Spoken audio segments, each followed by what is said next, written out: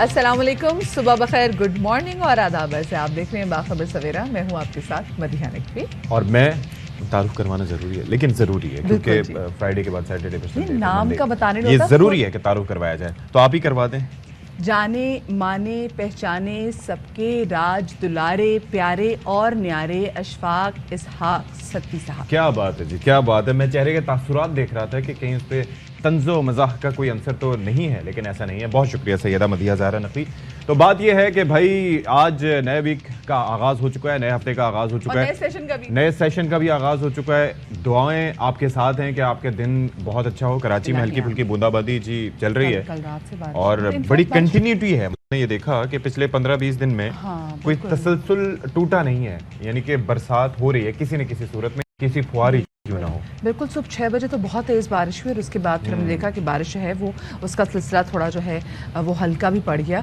लेकिन अब ये कहा जा रहा है कि जी जो बारिशें हैं ये अगस्त के महीने में भी ये चलती रहेंगी। अच्छा। और जी एग्जैक्टली और ये 2 स्पेल्स जो हैं ये सिंध में मुतवक्के हैं। ये सिंध की तो बात करें, लेकिन पंजाब में आज सारा दिन, लाहौर में जो बाकी सारे मुल्क इलाके हैं वहाँ पर बारिश होती रहेगी। आज बच्चों का स्कूल में पहला रोज़ है आफ्टर समर वेकेशन, तो इस हवाले से बात भी करेंगे, शहर शहर का रुख भी करेंगे। लेकिन पहली टॉप स्टोरीज।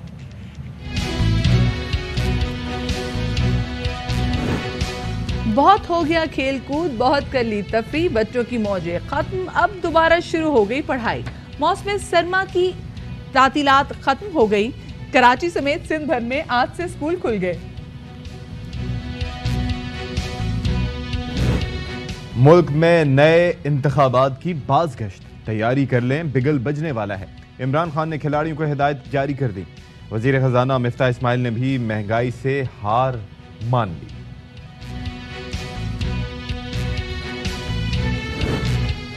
अब हो जाए होशियार, किसने कहां तेज गाड़ी चलाई सब पता चल जाएगा। मोटरवे पुलिस को ओवर स्पीडिंग खत्म करने के लिए बड़ा फैसला। गाड़ियों के ट्रैकर सिस्टम से सैटेलाइट मॉनिटरिंग की जाएगी, भारी जुर्माने भी होंगे।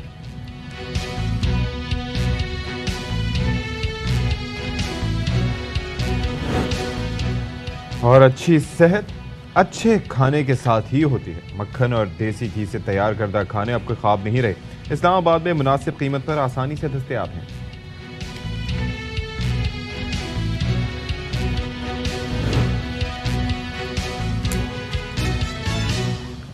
जी, तो जैसे कि आप तमाम तो लोगों को पता है कि मौसम गर्मा की तातीलात जो हैं वो ख़त्म हो चुकी हैं, यानी कि समर वेकेशन हो चुकी हैं ख़त्म। लेकिन आपको पता है सती बहुत सारी जगहों पे हमने देखा है कि जो प्राइवेट स्कूल्स हैं, जो उनकी डिफरेंट एसोसिएशंस हैं, तो कहीं से तो आज स्कूल का आगाज़ हो रहा है और कहीं से इंशाल्लाह 15 से स्कूल का आगाज़ होने जा रहा है। वैसे आपका स्कूल कब खुलता था? मेरा तो 14 अगस्त के बाद ही खुलता था। ऐसे ही होता था क्योंकि मतलब असल बेसिकली छुट्टियां काफ़ी बीच में आ जाती थी। फिर आपको पता है कि स्टूडेंट्स भी आने में थोड़ा सा ताबुल से काम लेते हैं। फिर 14 के बाद ही, अच्छा 14 को इसलिए खुलना होता था कि उसके लिए स्पेशल कुछ इवेंट्स जो है वो तरतीब दिए जाते थे, तो इसलिए हमें 14 को लाजमी जाना होता था और उससे पहले प्रेप वगैरह भी होती थी, तैयारियां होती थी। इनफैक्ट 12-13 से जी 12-13 से आप चले जाते थे। अब ये जो फैसला किया गया है कुछ स्कूल की जानिब से, तो फेयर इनफ, क्योंकि कराची शहर में जो सूरत हाल है बरसात के बाद हम देखते हैं कि the weather is quite pleasant.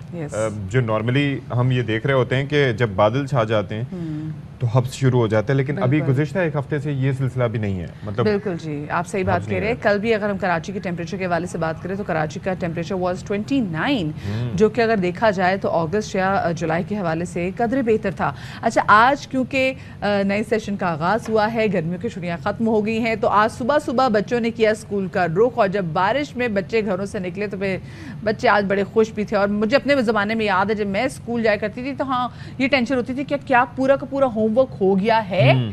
ये टेंशन बड़ी होती थी कि एक एक चीज कंप्लीट हो गई है तो फिर ही हम तब स्कूल का जो है वो रुक करें। लेकिन मुझे बड़ी एक दफ़ा I had a very curious nature, I still have that nature. उसके अंदर होता यह है कि मुझे ये काफ़ी चीज़ सताती थी कि जितनी मेहनत करके, क्योंकि टीचर्स इतनी मुशक्क़त नहीं करवाती थी जितनी मेरी वालिदा मोहतरमा का फोकस उस पर होता था कि ये जो एक काम है। अच्छा, मुझे एक चीज़ समझ नहीं आती थी कि भाई एक कॉपी में काम कर लिया तो ये 3-3 दफ़ा आखिर क्यों करना है? वाकई मतलब what is the point of that? ये ऐसे 3 दफ़ा जब वो काम हो जाता था और स्कूल जाते थे तो मुझे देखना होता था कि क्या वाकई जिस तरह से बड़ी तंदही से, बड़ी मुशक्क़त से हम काम करते हैं, तो क्या ये देखा भी जाता है उसी तरह से? तो उसका जवाब मिला नदारद। क्योंकि आपने यकीनन कुछ ना कुछ खुद से ऐसी कोई चीज लिखी होगी जो जिसका नहीं टीचर्स ने जो है नोटिस नहीं, मैंने देखा ना कि वो कॉपीज जाती कहाँ हैं, तो वो कॉपीज एक रूम में जाके वो स्टोर हो जाती थी और फिर ये है कि अच्छा, तभी मेरे को ज्यादा हैंड राइटिंग के ज्यादा अच्छे नंबर मिलते थे कि बहुत अच्छी हैंड राइटिंग है, कंटेंट पे ज्यादा तवज्जो नहीं होती थी। खैर जी, आज डिफरेंट शहरों में जो सूरत हाल है उस हवाले से बात करेंगे। बच्चों ने आज किस तरीके से स्कूल का रुख किया, क्योंकि ऑफ कोर्स 2 महीने बाद, इनफैक्ट 2 महीने से ज्यादा जो टाइम है ये स्कूल बंद रहे गर्मियों की छुट्टियों में। और अनवर खान हमारे नुमाइंदे जरा कराची से हमें ज्वाइन करेंगे, उनसे जान लेते कि आज क्या माहौल रहा। तो Anwar, welcome to Bakhabar Savera and very good morning. सुबह सुबह क्या मनाजिर देखे आपने और इस वक्त कहाँ पर मौजूद हैं आप? जी देखिए, इस वक्त मौसम खुशगवार है और मौसम बदस्तूर अबर आलूद है, जिसको आज मैं एंजॉय कर रहा हूँ। और एक बात यह कि आज ज़िला जुनूबी का ये जो इलाका है, इसके बेशतर स्कूल कमोबेश मुझे बंद ही नज़र आए हैं। इस वक्त मैं मौजूद हूँ मिशनरी स्कूल के पस मंज़र के अंदर। आप देख रहे हैं कि यहाँ तकरीबन 1350 से ज़ायद तालबात ज़ेर तालीम है, जिसमें से आज पहुँचने वाली तालबात की तादाद सिर्फ 3 थी। और जिसके बाद स्कूल इंतज़ामिया ने स्कूल के अंदर आज तालीमी सरगर्मी को मुअत्तल रखा है और इसकी 3-4 वजूहात हैं। महकमा तालीम की स्टीयरिंग कमेटी के मुताबिक आज तालीमी अमल बहाल हो चुका है। ज़िला साउथ के जो मुख्तलिफ स्कूल हैं उसके अंदर सेंट पैट्रिक, सेंट जोसेफ के अंदर बच्चे आए, बच्चों ने हल्ला गुल्ला किया, खुशगवार माहौल था और बच्चे हंसते मुस्कुराते चेहरे लेके स्कूलों के अंदर गए। ताहम अगर बात की जाएगी कि आज बेशतर निजी जो स्कूल हैं उन्होंने खुद ही महकमा तालीम के फैसले की खिलाफ वर्जी करते हुए तालीमी इदारों को बंद रखा, वो कि ये इन्हें नहीं करना चाहिए था। ताहम उसकी वजूहत वो ये बताते हैं कि शहर के मुख्तलिफ इलाकों के अंदर टूटी हुई सड़कें, सीवरेज का पानी और एक बड़ी तादाद उन तालिब इल्मों की शामिल है कि जिनको निसाब नहीं मिल सका है। अच्छा, ये बताइए जो 3 गिन के बच्चे आए हैं स्कूल जहाँ पर आप मौजूद है स्कूल में, उन बच्चों का क्या कहना था? खुश है? Are they happy? वो बहुत अखे हुए थे कि वही 3 उठ के आगे स्कूल? वो 3 बच्चे आए, वो 3 बच्चे बड़े विलिंग थे स्कूल आने के लिए। बोलने कि आज हमें स्कूल लाजमी जाना था, लेकिन अब तो गेट के ऊपर ही मैडम ने हमको मना कर दिया कि आप वापस घर जा सकते हैं। दिल तो नहीं जा रहा। अलबत्ता एक छोटी बच्ची ज़रूर थी, बोलेगी नहीं मैं तो घर जाऊँगी, मुझे तो घर ही जाना है, आज ही मुझे स्कूल नहीं जाना। तो वो बच्ची जो है वो हंसती मुस्कुराती गाड़ी में बैठी और वो वापस चली गई अपने वालिद के साथ। और मौसम को भी लोगों ने इंजॉय किया। असातिज़ा मौजूद है। ताहम इस वक्त क्लास 1 से लेके क्लास 12 तक सिंध टेक्स्ट बुक बोर्ड की एक भी किताब मार्केट के अंदर दस्तयाब नहीं है। एक वजह बनी है तालिब इल्मों के स्कूल लाने की। जो पुरानी किताबें थी वो हैवी पानी के स्पेयर के 1 से क्लास 12 के अंदर सिंध टेक्स्ट बुक बोर्ड की कोई किताब 4 माह से दस्तयाब नहीं है पूरे सिंध के अंदर। तो ये वो किताबें तो हम जब पढ़ा करते थे लिखा होता था ना Sindh text book board Jamshoro, तो वहीं से आया करती थी। तो जामशोरों से किताबें ना छपने की वजूहात क्या हैं? बस सेशन तो स्टार्ट हो चुका है। वजूहात सेशन स्टार्ट हो चुका है। कदर ताख़ीर से जो है वो उसकी तबात का मरला मुकम्मल होता है। तबात का मरला ताख़ीर से शुरू होने के सबब अब जब मार्केटें आएंगी तो आधा सेशन चल चुका होगा। और एक वालदैन, मुझे कुछ वालदैन ऐसे भी मिले बड़ी तादाद के अंदर कि जिन्होंने ऑन कैमरा आने से मना किया। हज़ारों की तादाद के अंदर सिर्फ कराची के अंदर ऐसे वालदैन है कि जिनका कहना यह था कि बड़े दुखी लहजे के अंदर वो लोग थे। उनका कहना यह था कि उनके पास इतनी फ़ीस नहीं है कि वो अपने बच्चों के यूनिफॉर्म खरीद सकें या वो अपनी क्लासों की फ़ीस की अदायगी कर सकें। तो एक बड़ी तादाद उन तालिब इल्मों की है जो आज स्कूल आने से कासिर है। उनकी तादाद हज़ारों के अंदर है। जब उनकी तनख्वाहें आएंगी 8 या 9 या 10 तारीख को, तो उसके बाद वो अपने बच्चों को स्कूल भेजने के लिए के काबिल होंगे। तो ये 3-4 सिचुएशन बनी है। टूटी हुई सड़कें, गंदा पानी, स्कूलों के अंदर सहूलतों का न होना और इसके साथ साथ सिंध टेक्स्ट बुक की गफलत की, जिसके नतीजे के अंदर किताबें दस्तियाब नहीं हैं और वो पुरानी किताबें जो कि तल्फ हो गई और वो वालिदैन के जिनके पास पैसे नहीं है, ये वो वजूहात बनी है। तो आज शहर के बेशतर निजी और सरकारी स्कूलों के अंदर हाज़िरी मामूल से इंतहाई कम है। बाद स्कूलों के अंदर हाज़िरी मामूल के मुताबिक है, तहाँ वो स्कूल कम तादाद के अंदर है। बहरहाल जो तालिब इल्म स्कूल पहुँचे उन्होंने हल्ला गुल्ला किया है, मौज मस्ती की है, एंजॉय किया है। लेकिन एक पहलू ख़तरनाक पहलू ये है किताबें दस्तियाब नहीं है। दूसरा खतरनाक पहलू है माशी मुश्किलात का कि वालिदैन के पास फीस मौजूद नहीं है कि वो अपने बच्चों की यूनिफॉर्म खरीद सकें। ठीक है, बहुत शुक्रिया अनवर खान, हमारे नुमाइंदे हमारे साथ मौजूद थे और बता दें क्योंकि आज मौसमी गर्मा की जो तातीलात ख़त्म हुए हैं तो उसके बाद आज स्कूल का पहला दिन था। बहुत ही कम नंबर में बच्चे जहाँ पर वो मौजूद थे, वहाँ तो खैर गिन के 3 बच्चे कम नंबर ना बोले ना, कम नंबर मतलब बस गिन के 3 बच्चे। हाँ मतलब 3 बच्चे जो एग्जैक्टली मौजूद थे। ठीक है। और सती दूसरी बात है देखिए, क्योंकि सेशन का आगाज़ हुआ है तो इसमें हमने ये भी देखा है कि पहले कागज़ महंगा होने की वजह से हमने देखा कि जो उनकी इंतज़ामिया ने जो हड़ताल की थी उसकी वजह से बुक्स की कमी है। उसके बाद जो बाकी रही सही बुक्स उर्दू बाजार में मौजूद थी, इतनी बारिश हुई, हमने अपने नाज़रीन के साथ शेयर भी किया था किस तरीके से वो किताबें कीचड़ की, बारिश के पानी की नजर हो गई और किताबें दस्तयाब ही नहीं है। ये देखें यार, जरा बाहर का मंजर भी दिखाइए, अंदर का मंजर देखें, ये आप देखें कि किस तरीके से वो ये तो आप देखें दलदल है जी, वाकईतन ये दलदल है जिसके पास ये किताबें दस्तयाब हैं। अच्छा हाँ। ये जुम्मे तक तो हमने खुद ये अपने मनाज़िर नाज़रीन थे। के सामने हाँ। रखे थे, ठीक है, और ये तमाम सूरत हाल आप लोगों के सामने है कि भाई ये बताएं पेरेंट्स यहाँ पर कैसे अफोर्ड कर सकते हैं। ये वो बाजार है जहाँ से जब आप लोगों ने अपनी बच्चों की किताबें खरीदनी हो, कॉपियाँ खरीदनी हो, ये हब है, आप यहाँ जाएंगे। ये जब यहाँ पे एक्सेस ही ना हो, एक तो बारिश के पानी की वजह से बारिश का पानी यहाँ पे खड़ा रहा, घर वाले यहाँ जा नहीं सकते थे, मुसलसल बारिश, फिर साथ में हमने देखा कि जी जो किताबें रही सही जो वहाँ पर मौजूद थी वो बारिश के पानी में भी ऐसी गीली गुड़च हो गई कि वो पेरेंट्स क्या खरीद सकते हैं। तो पेरेंट्स पुरानी किताबें कुछ तो लेके जा रहे हैं। भाई आप ये देखिए कि पहले जो कोर्स तकरीबन अगर हम थोड़ा सा एसेस करें तो वो किताब जो है कोर्स जो है आपको तकरीबन 3,500 से 5,500 रुपए तक में दस्तयाब होता था। अब वो कोर्स 12 से 13,000 रुपए में मिल रहा है और 3,500 रुपए की एक किताब दस्तयाब है। तो यू कैन इमेजिन कि जो लोग कह रहे हैं कि हम कैसे ख़रीदें, कहाँ से ख़रीदें, किस तरीके से मुमकिन बनाएं कि हम अपने बच्चों को तालीम के जेवर से आरास्ता कर सकें, तो वाक़तन अब वो चीज़ मुश्किल होती जा रही है। ये देखें जी बाल्टियों के ज़रिए गटर का पानी यहाँ से फेंका जा रहा है और अलमिया ये है। ये देखें जी क्या हाल है ऐसे। बिल्कुल। अच्छा एक और चीज़, जितने भी जो स्कूल इंतज़ामिया के लोग हमें देख रहे हैं, स्कूल मालिकान, प्लीज़ आप लोगों से हाथ जोड़ के गुजारिश है कि देखें अब जो स्कूल्स की जो बुक्स हैं ये बिल्कुल भी अफोर्ड अब नहीं की जा सकती, क्योंकि इतनी एक तो महंगाई हो चुकी हुई है। जो किताबें थीं जैसे हमने बताया भी बहुत सारी किताबें तो जो हैं वो ज़ाया हो गई हैं। तो अगर कोई पुरानी किताबें भी लेकर आता है तो प्लीज़ आप बच्चों को अलाउ करें। माँ बाप नहीं अफोर्ड कर सकते क्योंकि इतनी महंगाई हो चुकी है। तो जो अवेलेबल किताबें थीं अगर वो बच्चे उनके साथ आ रहे हैं सो प्लीज़ बच्चों को अलाउ करें, क्योंकि होता ये है कि स्कूल से कहा जाता है कि नहीं नई किताबें जो है ना वो लेकर आएँ। सो खुदा के लिए पुरानी किताबों में, और अगर कोई एक नया चैप्टर कहीं ऐड हुआ भी है फोटोकॉपी करवा के भी आप बनवा। और दूसरी चीज़ ये है कि इसके अंदर बुक वाले सेक्टर में एक चीज़ ऐड करूंगा कि थोड़ा सा जिस तरह से हम आजकल पेट्रोल महंगा है तो हम लोगों को कहते हैं कि भाई आप पूल इन करके सफ़र करें, 4 लोग एक गाड़ी में बैठ के जाएं। किताबों में भी ऐसे शेयरिंग रखें कि ताकि एक किताब से आप पढ़ाएं और उसके बाद उसको फोटो कॉपीज अगर करवा सकते हैं करके तो वो डे टू डे बेसिस पे वो डिस्ट्रीब्यूट करा के ताकि वो घर भी लेके जाएं।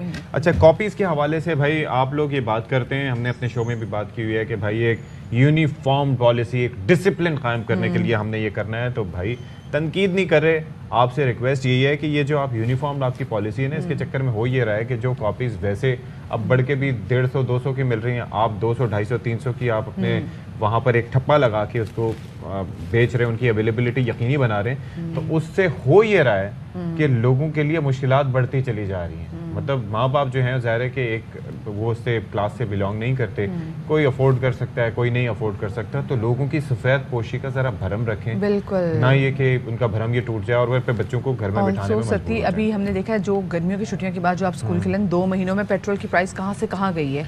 ये जो कॉलेज स्कूल वैन्स वाली हैं जो लोग हैं उन्होंने भी अपने किराए इतने ज़्यादा बढ़ा दिए। माँ बाप पता नहीं किस तरीके से मेरी बात सुने, अपना खर्चा काट के अपना पेट काट के बच्चों के स्कूल जो है फीस जो अफोर्ड कर रहे हैं। इस बात पे मैं आपको रोकूंगा, एक बात मैं आपको रोकूंगा। आप लोग ऐसे लोग हैं जो आप खास तौर पर सिर्फ हुकूमत पे तनकीद करती हैं। ये देखें ज़रा इमेजिन कीजिए कि मैं ज़रा ये बात जो है वो ज़रा ऑन कैमरा आके बताना चाहूँ तो कितना अच्छा लगेगा कि मेरे तासुरात भी आवाम तक पहुँचेंगे कि भाई हुकूमत ने आके माली मुश्किलात की वजह से 90 रुपए, सिर्फ 90 रुपए इजाफा किया था, 90 से जाए, और अभी पूरे 3 रुपए की कमी कर दी है पेट्रोल में।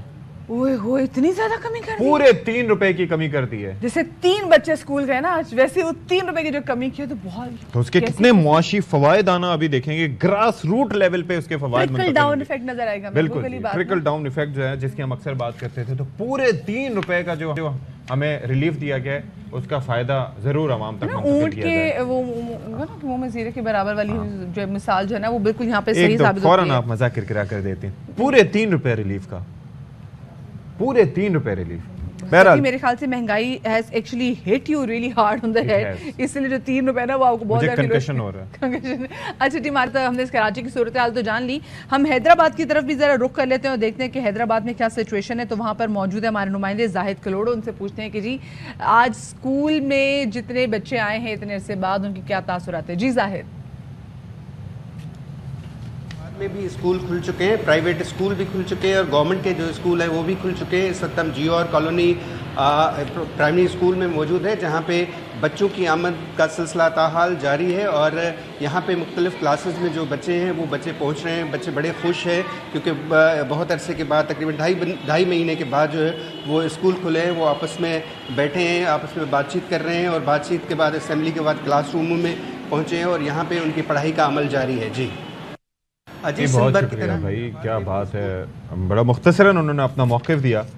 और आप ये देखें कि लोग ज़ाहिर के परेशान भी हैं, बारिश का सिलसिला भी है और ओवरऑल, लेकिन स्कूल बच्चों को भेजना भी है क्योंकि वालिदैन भी थोड़ा तंग आ जाते हैं ना कि यार हाँ मतलब मैनेज करना यार आसान काम है माओं के लिए। आप देखें अब ज़्यादा है, तभी जब स्कूल से जाते थे गर्मियों की छुट्टियों में तो अम्मी मेरी बड़ी खुश होती थी। माओं के चेहरे खिल उठते थे, माओं के चेहरे वाकई और हमें समझ नहीं आता था कि ये मतलब कितनी खुश क्यों है। हमारी अपनी माँ लगता था शायद माँ याद करेगी कि हाय इतनी देखो बच्चे 2 महीने घर पे टिक के बैठे थे, तो अब देखो स्कूल जा रहे हैं, मैं तो मिस करूंगी इनकी शक्लें। लेकिन माँ कहती थी जाओ भाई, और 2 बजे से पहले घर वापस सारा मतलब पढ़ के 8 बजे का टाइम होता था, 7:30 बजे निकाल देते थे घर से। बहुत ही खुश होते थे। अच्छा जब बच्चे हैं ना, जरा बच्चों के तासुरात भी जान लेते हैं। आज जब स्कूल खुले हैं तो कुछ बच्चे आंखें मलते हुए, कुछ बच्चे मतलब होते सती जैसे भी कि नहीं जाना, कुछ मुझ जैसे होते कि टाइम से पहले कर दें नहीं जाना। आप मेरी अम्मा को जानती नहीं है, 7:30 बजे खड़ा होता था, 7:45 बजे वैन आती थी। सती वैसे ये उनका करना था, मेरा इसमें कोई कमाल नहीं। मेरे भाई बड़ी दुखी जिंदगी गुजरी तुम्हारी, किसी दिन हम पूरा शो है तुम्हारी दुखी जिंदगी पे करेंगे और आंटी को यहाँ पे बुलाएंगे। लेकिन जो बच्चे आज स्कूल गए हैं उनके क्या तासुरात थे आपके साथ शेयर करते हैं। हम अपने दोस्तों को मौसम गर्मा की छुट्टियों के बाद वेलकम करने के लिए यहाँ पर खड़े हैं।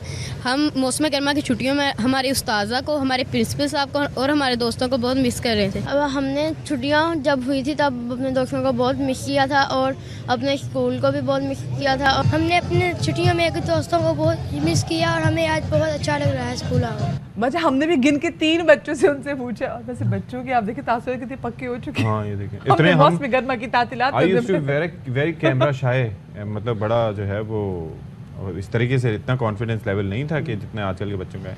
पटर पटर पटर पूरा सोच के आया हुआ था कि हमने क्या बात करनी। लेकिन खैर चले जी, अच्छी बात है जो स्कूल्स खुले हैं। आई एम श्योर कि जो बच्चे हैं उनका बहुत अच्छा टाइम गुजरेगा और पूरा जो तालीमी साल है बच्चों का बहुत अच्छा गुजरे, इस दुआ के साथ हम बढ़ते हैं आगे। और आगे बढ़ते हुए जनाब एक और हम आपके साथ खबर शेयर करें, वो ये कि वैसे तो पंजाब में ऐसा होता है ना कि आप देखते हैं कि जब आप मोटरवे पे ड्राइव कर रहे होते हैं, जब आप ओवर स्पीड कर रहे होते हैं तो उन्होंने छुप के कैमरास लगाया होता है, उसमें कितने बुरे लगते हैं ना वो लोग। हाँ तो वो ओवर स्पीडिंग कर रहे थे ना, तो मेरा ख्याल 3-4 बार चालान हो चुका है। अफसोस की बात है मेरा आज तक नहीं हुआ। और जब मेरा चालान हुआ था, नहीं जब मेरा चालान हुआ था तो उस वक्त मेरा दोस्त गाड़ी चला रहा था, क्योंकि मैं स्पीड जो है वो मेंटेन करता हूँ। वो कभी कभार आपका दिल चाहता है ना कि चला के देखिए गाड़ी जाती कहाँ तक है, लेकिन उसने किया और चालान हुआ। तो मैंने कहा तुम चूंकि गाड़ी चला रहे थे भाई तो तुम ही ये पैसे भरोगे। और मैं मोटरवे पुलिस के एहलकारों के साथ सेल्फियां बनवाता रहा। जबरदस्त। लेकिन आपको पता है ओवर स्पीडिंग जो है वो बिल्कुल भी अच्छी नहीं है आपकी ज़िंदगियों के लिए भी।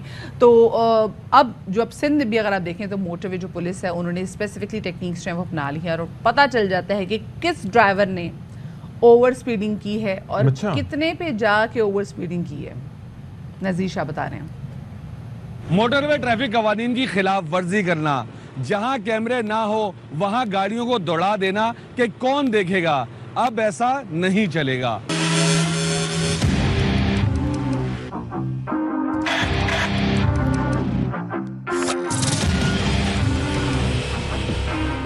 मोटरवे पुलिस ने तेज रफ्तारी और हादसात के बाद जितनी भी इंटरसिटी बसेस है जो एक सूबे से दूसरे सूबे या दूसरे शहरों में जाती हैं, उनकी बाकायदा तौर पर मॉनिटरिंग शुरू कर दी है। ये सिस्टम कैसे काम करता है हम बात करेंगे sector commander motorway Syed Farhan Shah से। Inspector general national highways and motorway police Khalid Mahmood साहब की हिदायत पर पूरे पाकिस्तान में ये सिलसिला शुरू किया गया है। ओवर स्पीडिंग की वजह से हादसा बहुत बढ़ते जा रहे थे, तो अब ये नया सिलसिला शुरू किया गया है कि PSV बसेस में जो ट्रैकर सिस्टम लगे होते थे उनसे ट्रांसपोर्टर्स के साथ मीटिंग की गई हैं और उनके ट्रैकर के सिस्टम हासिल कर लिया गया है पूरा एक्सेस। यह हमारे सेक्टर ऑफिसेज में इसको लगा दिया गया है और वहाँ से इनकी मॉनिटरिंग की जाती है। जो भी बसेस इंटरसिटी जा रही हैं वो ओवर स्पीड करती हैं, तो अब मोटरवे पुलिस खुद उनको ट्रैक करती है, रास्ते में उनको रुकवाती है और ओवर स्पीड करती, उस पर फ़ाइन भी करते हैं उनको और उनको तंबीह भी करते हैं। तकरीबन ये 6,500 से ज़ायद कंपनियों के एक्सेस हमने ले लिए हैं। उसमें मुख्तलिफ इंटरसिटी बसेस शामिल हैं और रोज़ाना की बुनियाद पर तकरीबन 100 से ज़्यादा इनके फ़ाइन होते हैं ऑल ओवर पाकिस्तान। और कोशिश यही की जा रही है कि बजाय इसके कि फ़ाइन ज़्यादा हों बल्कि ड्राइवर अपनी लिमिट्स के अंदर चलें, हादसात में कमी वाक़ हो।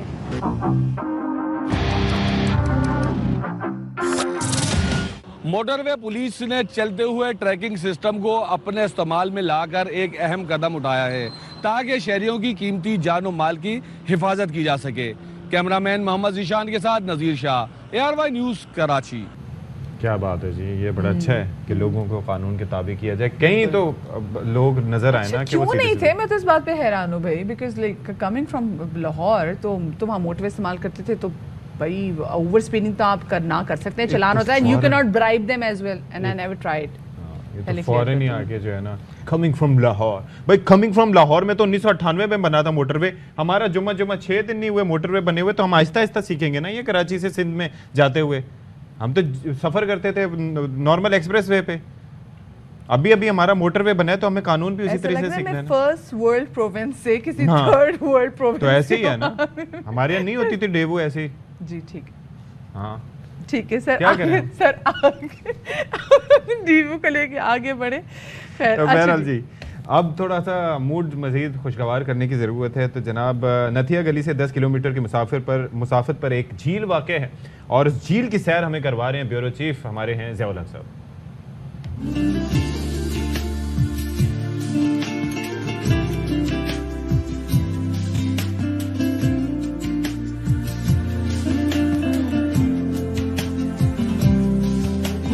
जी, इस वक्त हम समंदर कट्ठा झील में है। ये समंदर कट्ठा झील नथिया गली से तकरीबन कोई 10 से 15 किलोमीटर के फासले पे है। जब बाड़ा गली में हम पहुंचते हैं और बाड़ा गली नथिया गली से 4 किलोमीटर के फासले में, तो 5 किलोमीटर मज़ीद डीप इस तरफ आना पड़ता है। और ये रास्ता तो कच्चा है, लेकिन जब ये रास्ता हम तय करके आते हैं तो रास्ते में आबशारें भी होती हैं।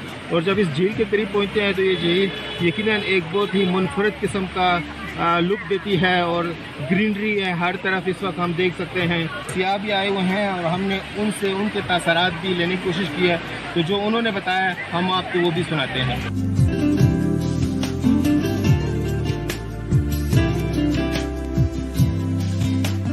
मुझे यहाँ पर आना बहुत अच्छा लगा कि बहुत अच्छी जगह है व्यू स्पॉट के लिए, और यहाँ पे सारी भी व्यू से बहुत अच्छा सा लगता है। फर्स्ट टाइम हम आए, बहुत अच्छे मनाजिर हैं और हमने ये आबशार देखी है, कुदरती आबशार फर्स्ट टाइम हमने नथिया गली में देखी। मुझे यकीन नहीं होता था कि नथिया गली में ऐसी जगह भी मौजूद है जहाँ पे एक तरफ इतना सफ़ा पानी जिसमें सारी जड़ी बूटियाँ के कलर से पता चल रहे हो, इतना प्यारा लोगों ने यहाँ पे आबशार बनाया हुआ है डैम की सूरत में। जितना टूर हमने लगाया तो उसमें सबसे अच्छी जो जगह लगी है वो यही जगह है समंदर कट्टा।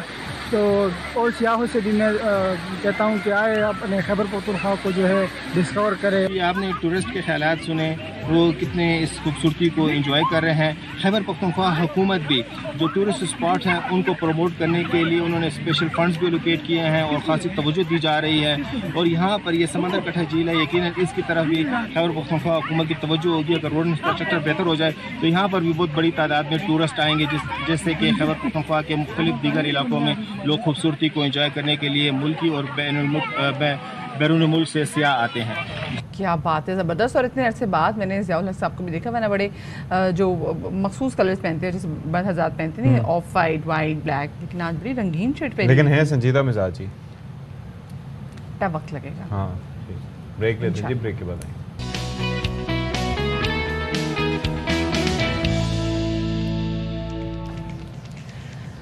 जी जनाब। तो welcome back after the break. और अब कुछ सियासी मैदान से कुछ खबरें आपके सामने पेश करते हैं जो सिनेरियो इस वक्त चल रहा है मुल्क में। इस हवाले से आपको बताएं कि चेयरमैन पाकिस्तान तहरीक इंसाफ इमरान खान का कहना है कि 6 से 8 हफ्ते में मुल्क में आम इंतखाबात का बिगुल बच सकता है। उन्होंने अरकान असम्बली और पार्टी तंजीमों को नए इंतखाबात की तैयारी का अब टास्क भी दे दिया है। गो कि अभी हमने देखा है कि पंजाब में जो पाकिस्तान तहरीक इंसाफ ने अपनी हुकूमत फॉर्म की है तो उसमें भी फिर अभी बात की जा रही है कि किसको कौन कौन सी वजारत दी जाएगी, यानी कि कैबिनेट फॉर्मेशन के हवाले से भी बातचीत की जा रही है। दूसरी जानिब अच्छा, एक जुमला बड़ा इंपॉर्टेंट है उनका, उन्होंने कहा है कि जी पंजाब में मरबूत तंजीम साजी पे तवज्जो दी जाए, तो वो भी बड़ी इंपॉर्टेंट चीज़ है कि वो होनी चाहिए।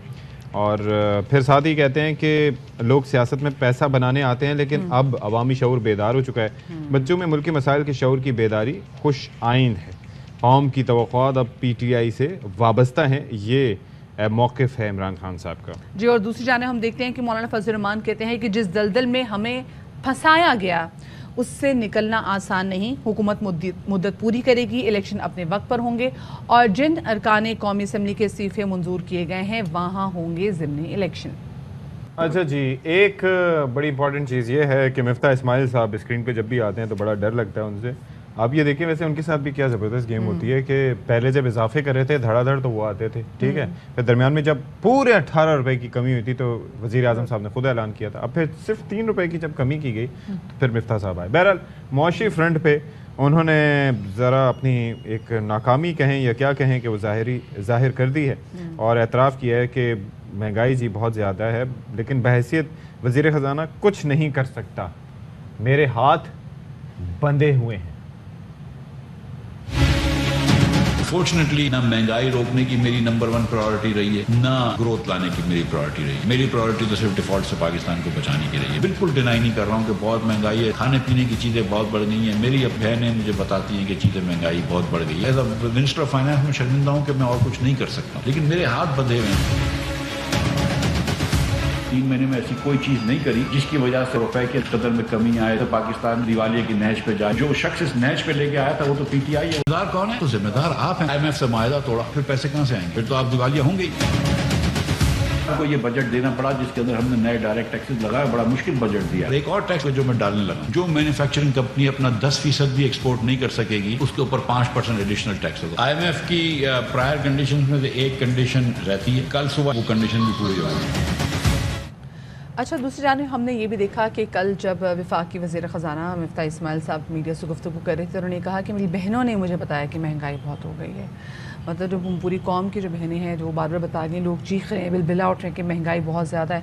तो ये वाली बात है ना कि जब आप देखते हैं कि एक अच्छा मालदार तबका भी जब इस बारे से शिकायत कर रहा हो तो सूरत हाल कहाँ जा रही होगी। तो आप देखिए, जब आप लोग जब सस्टेन नहीं कर पा रहे हैं तो नीचे की जो अवाम है, जो मिडिल क्लास है, लोअर मिडिल क्लास है, तो वो उन पर कितनी इस पर महंगाई का बोझ जो है वो दिन ब दिन बढ़ रहा होगा। अब कैसे उसको करना है ये तो देखिए आप लोग ही जानते हो, क्योंकि जब पाकिस्तान तहरीक इंसाफ की हुकूमत थी तो आप लोग यही कहते थे कि जी जो लोग यहाँ पे काम करते हैं ना तजर्बेकार हैं, उनको पता नहीं है चीज़ें चलानी कैसी हैं। अब आप लोग आके चलाएं, बेहतर करें सूरत हाल। अच्छा जी, अभी जो एक और बात करते हैं ज़रा यहाँ पर, वो शहबाज गिल साहब ने थोड़ा सा एक बात की है और मुबैना माली स्कैंडल है जो शाहिद खाकान अब्बासी साहब को लेके आए हैं। और वो ये कहते हैं कि उन्होंने ये इंकशाफ किया है कि शाहिद खाकान अब्बासी साहब ने वज़ीर पेट्रोलियम होते हुए भारतीय कंपनी से एक भारी रकम ली और अपने तौर पर उन्होंने नाकाबिले तरदीद सबूत पेश करते हुए कहा कि मोदी के करीबी दोस्त की कंपनी से शाहिद खाकान अब्बासी कंसल्टेंसी के नाम पर रिश्वत लेते रहे। ये उनकी जानिब से इल्ज़ाम बिल्कुल जी। और साथ में उन्होंने ये भी ऐड किया कि 14.25 करोड़ रुपए की ट्रांजैक्शन हुई।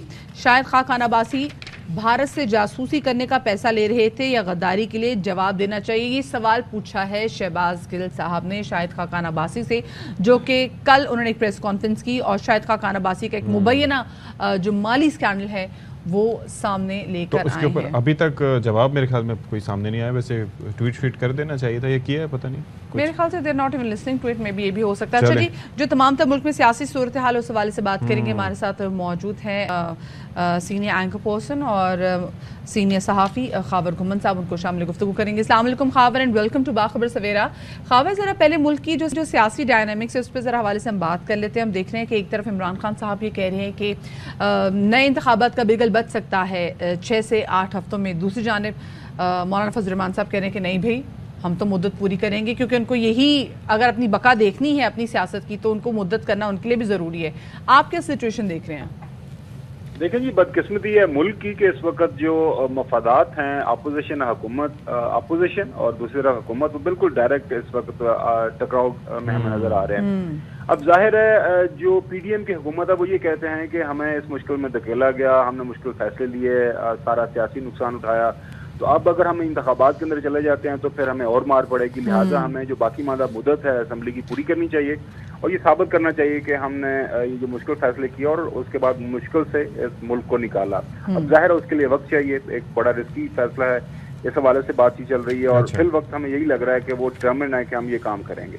असेंबली का टाइम पूरा करेंगे, अनटिल समय कोई धक्का दे के निकाले ना, ताकि हमें कोई विक्टिम मिले, वो ठीक है, अदरवाइज हम खुद से नहीं जाएंगे इलेक्शन में। दूसरी तरफ खान साहब ज़ाहिर है उन्होंने रिसेंटली ज़मीनी इंतखाबात जीते हैं, तो वो उनका ग्राफ इस वक्त बड़ा ज़बरदस्त है। उनका ख्याल ये है कि हम जल्दी अगर इलेक्शन में चले जाते हैं तो हमारे लिए जो बड़ा बेहतर होगा। और खावर गमन साहब एक चीज़ बड़ी इंपॉर्टेंट है, मैं ये कहता हूँ कि इसे खूबसूरती कहें या क्या कहें, कि आप ये देखें कि 2011 में जब खान साहब ने कराची में एक बड़ा जलसा किया था, उसके बाद लोग कह रहे थे कि भाई जो लोग थे, यानी कि जो गवर्नमेंट ऑफिसर्स थे या बाकी जो लोग थे जिनकी अपनी हमदर्दियां कहीं और थी, उनकी फैमिलीज ने जाके जलसों में शिरकत की थी and they vote for the PTI. आप ये देखें वो चीज़ कैसी पेनिट्रेट करके यहाँ तक आई है कि अब वो फैमिली सबको लेके खान साहब की सपोर्ट में निकल रही हैं। देखिए थोड़ी देर के लिए हम ना ये जो सियासतदान या सियासी जमातें उनके बयानात को साइड पर रखें, लेकिन पूरी दुनिया के अंदर जो एक मरवजा असूल है कि किसी मुल्क के अंदर जब सियासी अदम इस्तेहकाम हो जाता है, वो चाहे बरतानिया हो और वेस्टर्न यूरोप का मुल्क हो। बरतानिया की मिसाल हम इसलिए लेते हैं क्योंकि हमारे यहाँ वही एक जो पार्लियामेंट्री सिस्टम है वो बरतानवी है। बरतानिया के अंदर हमने रिसेंटली देखा कि ब्रेग्जिट के इशू के ऊपर उनके 3-4 वज़ीर आज़म चेंज हुए, 2-3 इलेक्शन हुए, दोबारा अवाम के पास गए कि अवाम से पूछा गया कि आप कौन सा वज़ीर आज़म चाहते हैं। अभी भी लग ऐसे रहा कि अवाम दोबारा इंतखाबात में जाएंगे।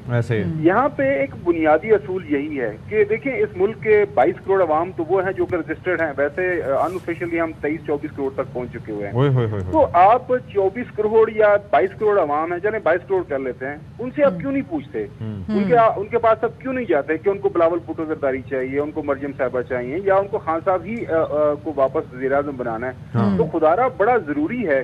और देखें आप सुबह उठ के तमाम अखबारात पढ़ें, टीवी चैनल्स के ऊपर किसी भी जो है तबसरा नगार की या किसी एनालिस्ट की बात सुने, वो एवेंचुअली यही कहता है कि जी इंतखाबात के अलावा इस मुल्क के में जो मौजूदा सियासी बहरान है उसका इसके अलावा कोई हल नहीं है। तो मेरे ख्याल में जरूरी है कि हमारे सियासतदान इस बात के ऊपर जो है कोई गौर फरमाएं, क्योंकि मुल्क के अंदर मईशत है वो आप मुझे नहीं पता अभी तक जो लेटेस्ट आज के फिगर्स आए हैं कि नहीं, कि डॉलर की उड़ान अभी और कितनी बढ़ रही है। वो कह रहे हैं कि जी स्टेबल होगा अगले कुछ दिनों में जाके 240 तक। आप सोचें कि इस पे भी हम खुशियां मना रहे हैं because sky is the limit for dollar. हर रोज आपकी मईशत गिर रही है। कल मोहतरम जो हमारे जो मिफ्ता इस्माइल साहब हैं, बिल्कुल आपने सही दिखा ने बात की, उनकी बहनों ने उनको बताया कि यहाँ पे पिछले 3 महीनों से आवाम पूरे मुल्क की चीख के ये बता रही है खुदारा हालात बड़े तंग हैं। अब 37% के ऊपर महंगाई इस वक्त पहुंच चुकी हुई है, जो पाकिस्तान की सियासी पाकिस्तान की सारी तारीख के अंदर ये बदतरीन इस वक्त महंगा दौर है। तो खुदारा कुछ ख्याल करें, लोगों के पास वापस चले जाएं, लोगों से पूछ लें कि उनको मिफ्ता साहब चाहिए, उनको शौकत तरीन साहब चाहिए, या उनको पीपल्स पार्टी के कोई जो है ज़ोमा चाहिए ताकि वो आके मुल्क की इकोनॉमी को संभालें। अगर ये आपस में लड़ते रहेंगे अपने एक पाव गोश्त के चक्कर में, खुदा न खास्ता ये मुल्क पाकिस्तान को ही ना ज़िबा कर दें, क्योंकि अगर आप कंट्रोल नहीं करेंगे और मईशत को संभाला नहीं देंगे तो अब तो ये है कि डिसअपॉइंटमेंट ना वो नवाज शरीफ साहब ने भी जारी की है। अच्छा एक और चीज़ है, वैसे तो मतलब it's a very serious topic. Khan साहब ने कहा है कि जी अब तैयारियां शुरू करते हैं, बिगल बजने वाला है। फिर उन्होंने कहा कि जी मरबूत तंजीम साजी शुरू कर दी जाए। तो वैसे तो तंजीम साजी बार सुबह से मैं देख रही हूँ खावर ये बार तंजीम साजी के बारे में बात करें। आप बता दें तलाल चौधरी साहब मेरे जहन में आ जाते हैं, पता नहीं सुन के, नहीं वो आपके ज़हन में नहीं आते। वो पाकिस्तान के हर जो भी सियासत के साथ थोड़ा बहुत शूफ रखता है, वो तंजीम साजी का नाम सुनकर उनके ज़हन में तलाल चौधरी साहब भी आते हैं। That was a lighter note, लेकिन सीरियस नोट इशू ये है कि बिल्कुल खान साहब ने रिसेंटली जब ये 20 ज़मीनी इंतखाबात लड़े तो हमारी मुलाकात हुई। वहाँ पे हमने देखा कि इस दफ़ा इन्होंने जो पंजाब के अंदर इलेक्शन लड़ा है वो एक जेन्युइन एक पॉलिटिकल पार्टी के तौर पर ऑन ग्राउंड मौजूद होते हुए लड़ा। ये नहीं है कि हमने बड़े बड़े जलसे कर लिए, बड़े जलसे करने के बाद वो हम सो गए और उसके बाद अगले दिन देखा इलेक्शन की ओर ले गया। लिहाजा अब जो है पंजाब के अंदर चूंकि मार्का हमेशा असल पंजाब में ही लगता है, जंग तो आपको पता है असल सियासी पंजाब के अंदर ही होती है, नून लीग के साथ अभी इनका मार्का होना है। तो वो ऑन ग्राउंड उनका यही ख्याल है कि पार्टी को जो इन्होंने अभी मॉडल अप्लाई किया था 20 ज़मीनी इंतखाबात के दौरान, उसी को जो है रेप्लिकेट किया जाए और भरपूर अंदाज में पार्टी को ऑर्गेनाइज किया जाए। मैं तंजीम साजी नहीं कहता, ताकि पार्टी की जो ऑर्गेनाइजेशन है उसको मजीद बेहतर किया जाए, ताकि आइंदा जो भी इंतखाबात होने, देखें एक चीज दिन में रखें, और हमें ये अपने व्यूअर्स को, अपने पढ़ने लिखने वालों को ये बार बार चीज जो बताने वाली है वो ये है कि अगर हमने मुल्क के अंदर जमहूरियत को मुस्तहकम करना है तो उसमें लोगों की बात सुनना बड़ा जरूरी है। जब लोगों की बात आप नहीं सुनेंगे, आप छोड़ें इस चीज को कि कौन किसको पसंद करता है, लोगों के पास चले जाएं। लोगों की जो से है मैंडेट है, वो जिसको वोट डालना चाहते हैं तो उसी बंदे का जो वोट है उस बैलेट बॉक्स से निकल आए और वो हुक्मरानी करे। बिल्कुल। एक तरफ हमें ये बताया जाता था कि पीडीएम ने हमेशा यही बात की कि रिग्ड इलेक्शन है, रिग्ड असेंबली है, तो वाहिद इलेक्शंस हैं। अभी बिल्कुल जो गोल पोस्ट इन्होंने चेंज कर दिए हुए हैं दोनों तरफ से। अब पीडीएम कहती है हमने हुकूमत करनी है, इमरान खान साहब कहते हैं हमें इलेक्शन में जाना है, लेकिन जो है कंसेंसस अब यही लग रहा है। लंदन से जो खास तौर पर जो खबरें आ रही हैं हमारे पास मोहतरम नवाज शरीफ साहब की तरफ से, वो यही उनको ये लग रहा है कि हमारे साथ हाथ हो गया। इससे बेहतर कि हम इससे बजाय इसके कि हम मजीद नुकसान उठाएं। मौलाना साहब की बात, व्हाट वर दे एंटिसिपेटिंग, मुझे ये बताएं कि उनकी एंटिसिपेशन क्या थी। अभी हम भी सुन रहे थे कि नवाज शरीफ साहब ने इजहार बरहमी किया है ये मुआशी टीम पे, शायद उसी की वजह से अभी हमने 3 रुपए की खतीर रकम जो कम की गई है पेट्रोल प्राइसेस में। जब ये पीडीएम की हुकूमत आई थी, खबर आपको याद है नवाज शरीफ साहब ने भी स्टेटमेंट भी दी थी कि इनको संभालें, आप इनको संभालें, तो ये किससे मुखातिब होकर बार बार कह रहे थे, जैसे अभी मौलाना फजल रहमान साहब ने भी कहना है कि हमें फंसाया गया है।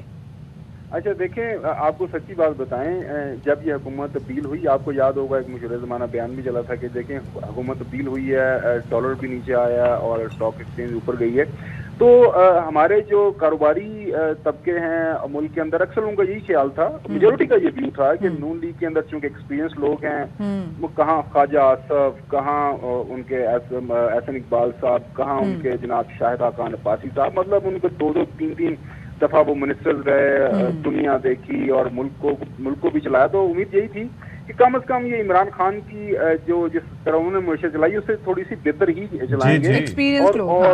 एग्जैक्टली, और उनका ख्याल यही था, खासतौर पर नवाज शरीफ साहब का, कि जो मेरे शागिर्द हैं वो मुल्क को थोड़ा सा बेहतर चलाएंगे और लोग ये कहेंगे देखें खान नकम्मा था, नाहल था, एक बयानिया भी बना हुआ था पीटीआई के हवाले से कि जो नाहल नकम्मे लोग हैं, सिर्फ बातें करते हैं, काम करना आता नहीं है। तो वो सारे का सारा जो थीसिस था वो बिल्कुल ही उल्ट गया, वो जो बयानिया था वो बिल्कुल ही उल्ट गया। और अब हमें मिफ्ता साहब ये बता रहे हैं कि जी ना ग्रोथ मेरी तरजीह थी, ना महंगाई मेरी तरजीह थी, डिफॉल्ट से बचाना था। अभी आम लोगों को इस बात का इल्म नहीं है कि डिफॉल्ट क्या होता है।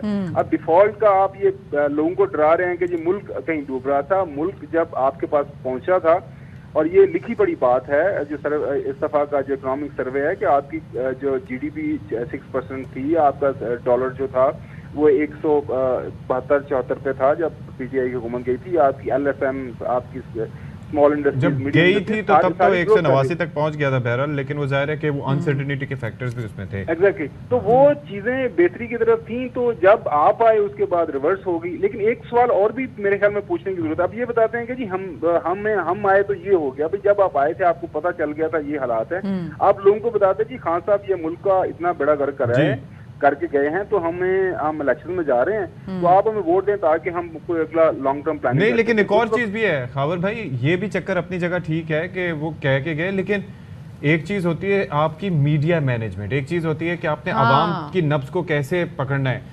आप लोगों ने बजाय इसके आके कि बकौल आपके जो भी ज़ाहिर ट्रिकल डाउन इफेक्ट की तो हम भी बात करते थे कि वो नहीं है, शेख रशीद साहब करते रहे कि जी महंगाई पे रिलीफ देना चाहिए, लेकिन ये लोग आके किस चीज में पड़ गए, रोजाना जी प्रेस कॉन्फ्रेंस जिन चीजों को बुरा कहते थे वही खुद करते रहे।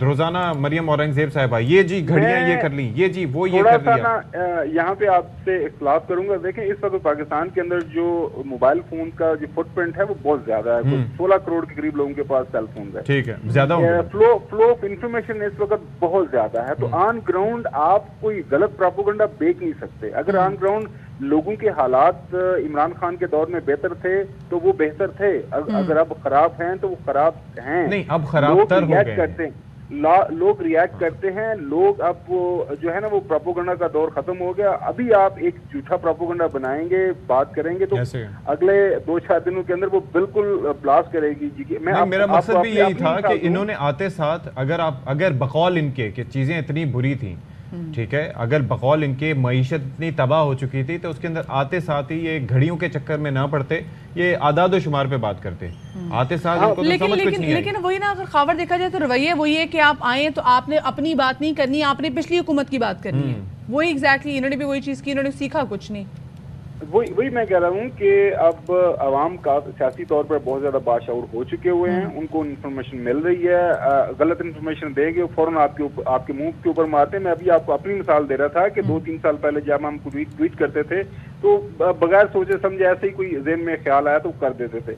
अब एक ट्वीट करने से पहले 100 दफा सोचते हैं कि यार ये कोई स्क्रीनशॉट ले लेगा, ये वापस पोस्ट करेगा कि ये सती साहब, ये मदीहा और गुमन साहब आप तो महीना पहले या 6 महीने पहले आपने ये बात की थी, तो अब आपके ख्यालात कैसे तब्दील? अब तो वो तहजीब के दायरे से निकल के आपकी तस्हीह करते हैं ना, लिहाजा तो एग्जैक्टली तो आपको you have to be very careful. और अब जिस तरह खान साहब ने, मेरे ख्याल में ये बात तो बिल्कुल सही है कि अब लोगों के पास इंफॉर्मेशन बहुत ज्यादा है और लोग अपनी इंफॉर्मेशन के बेस के ऊपर आपका एहतसाब करते हैं, लिहाजा हमें आवाम के पास जाना चाहिए, इसके अलावा कोई दूसरा हल नहीं है। बाकी अगर आपने इसको ड्रैग करना है इस सारे सिस्टम को, तो वो ड्रैग करते रहे, इसका हल कोई नहीं निकला। इवेंचुअली हमें इंतखाबात की ही तरफ जाना है और मुझे लग रहा है कि हम जल्दी इंशाल्लाह चले जाएंगे। सही, ठीक है, बहुत शुक्रिया जी। खावरन साहब हमारे साथ ब्यूरो चीफ इस्लामाबाद हमारे साथ मौजूद थे और जो इस वक्त सियासी मंजरनामा है उस हवाले से वो हमें अपना तबसरा दे रहे थे। छोटी सी हम ब्रेक ले लें अब जरा। बिल्कुल जी, ब्रेक लेते हैं।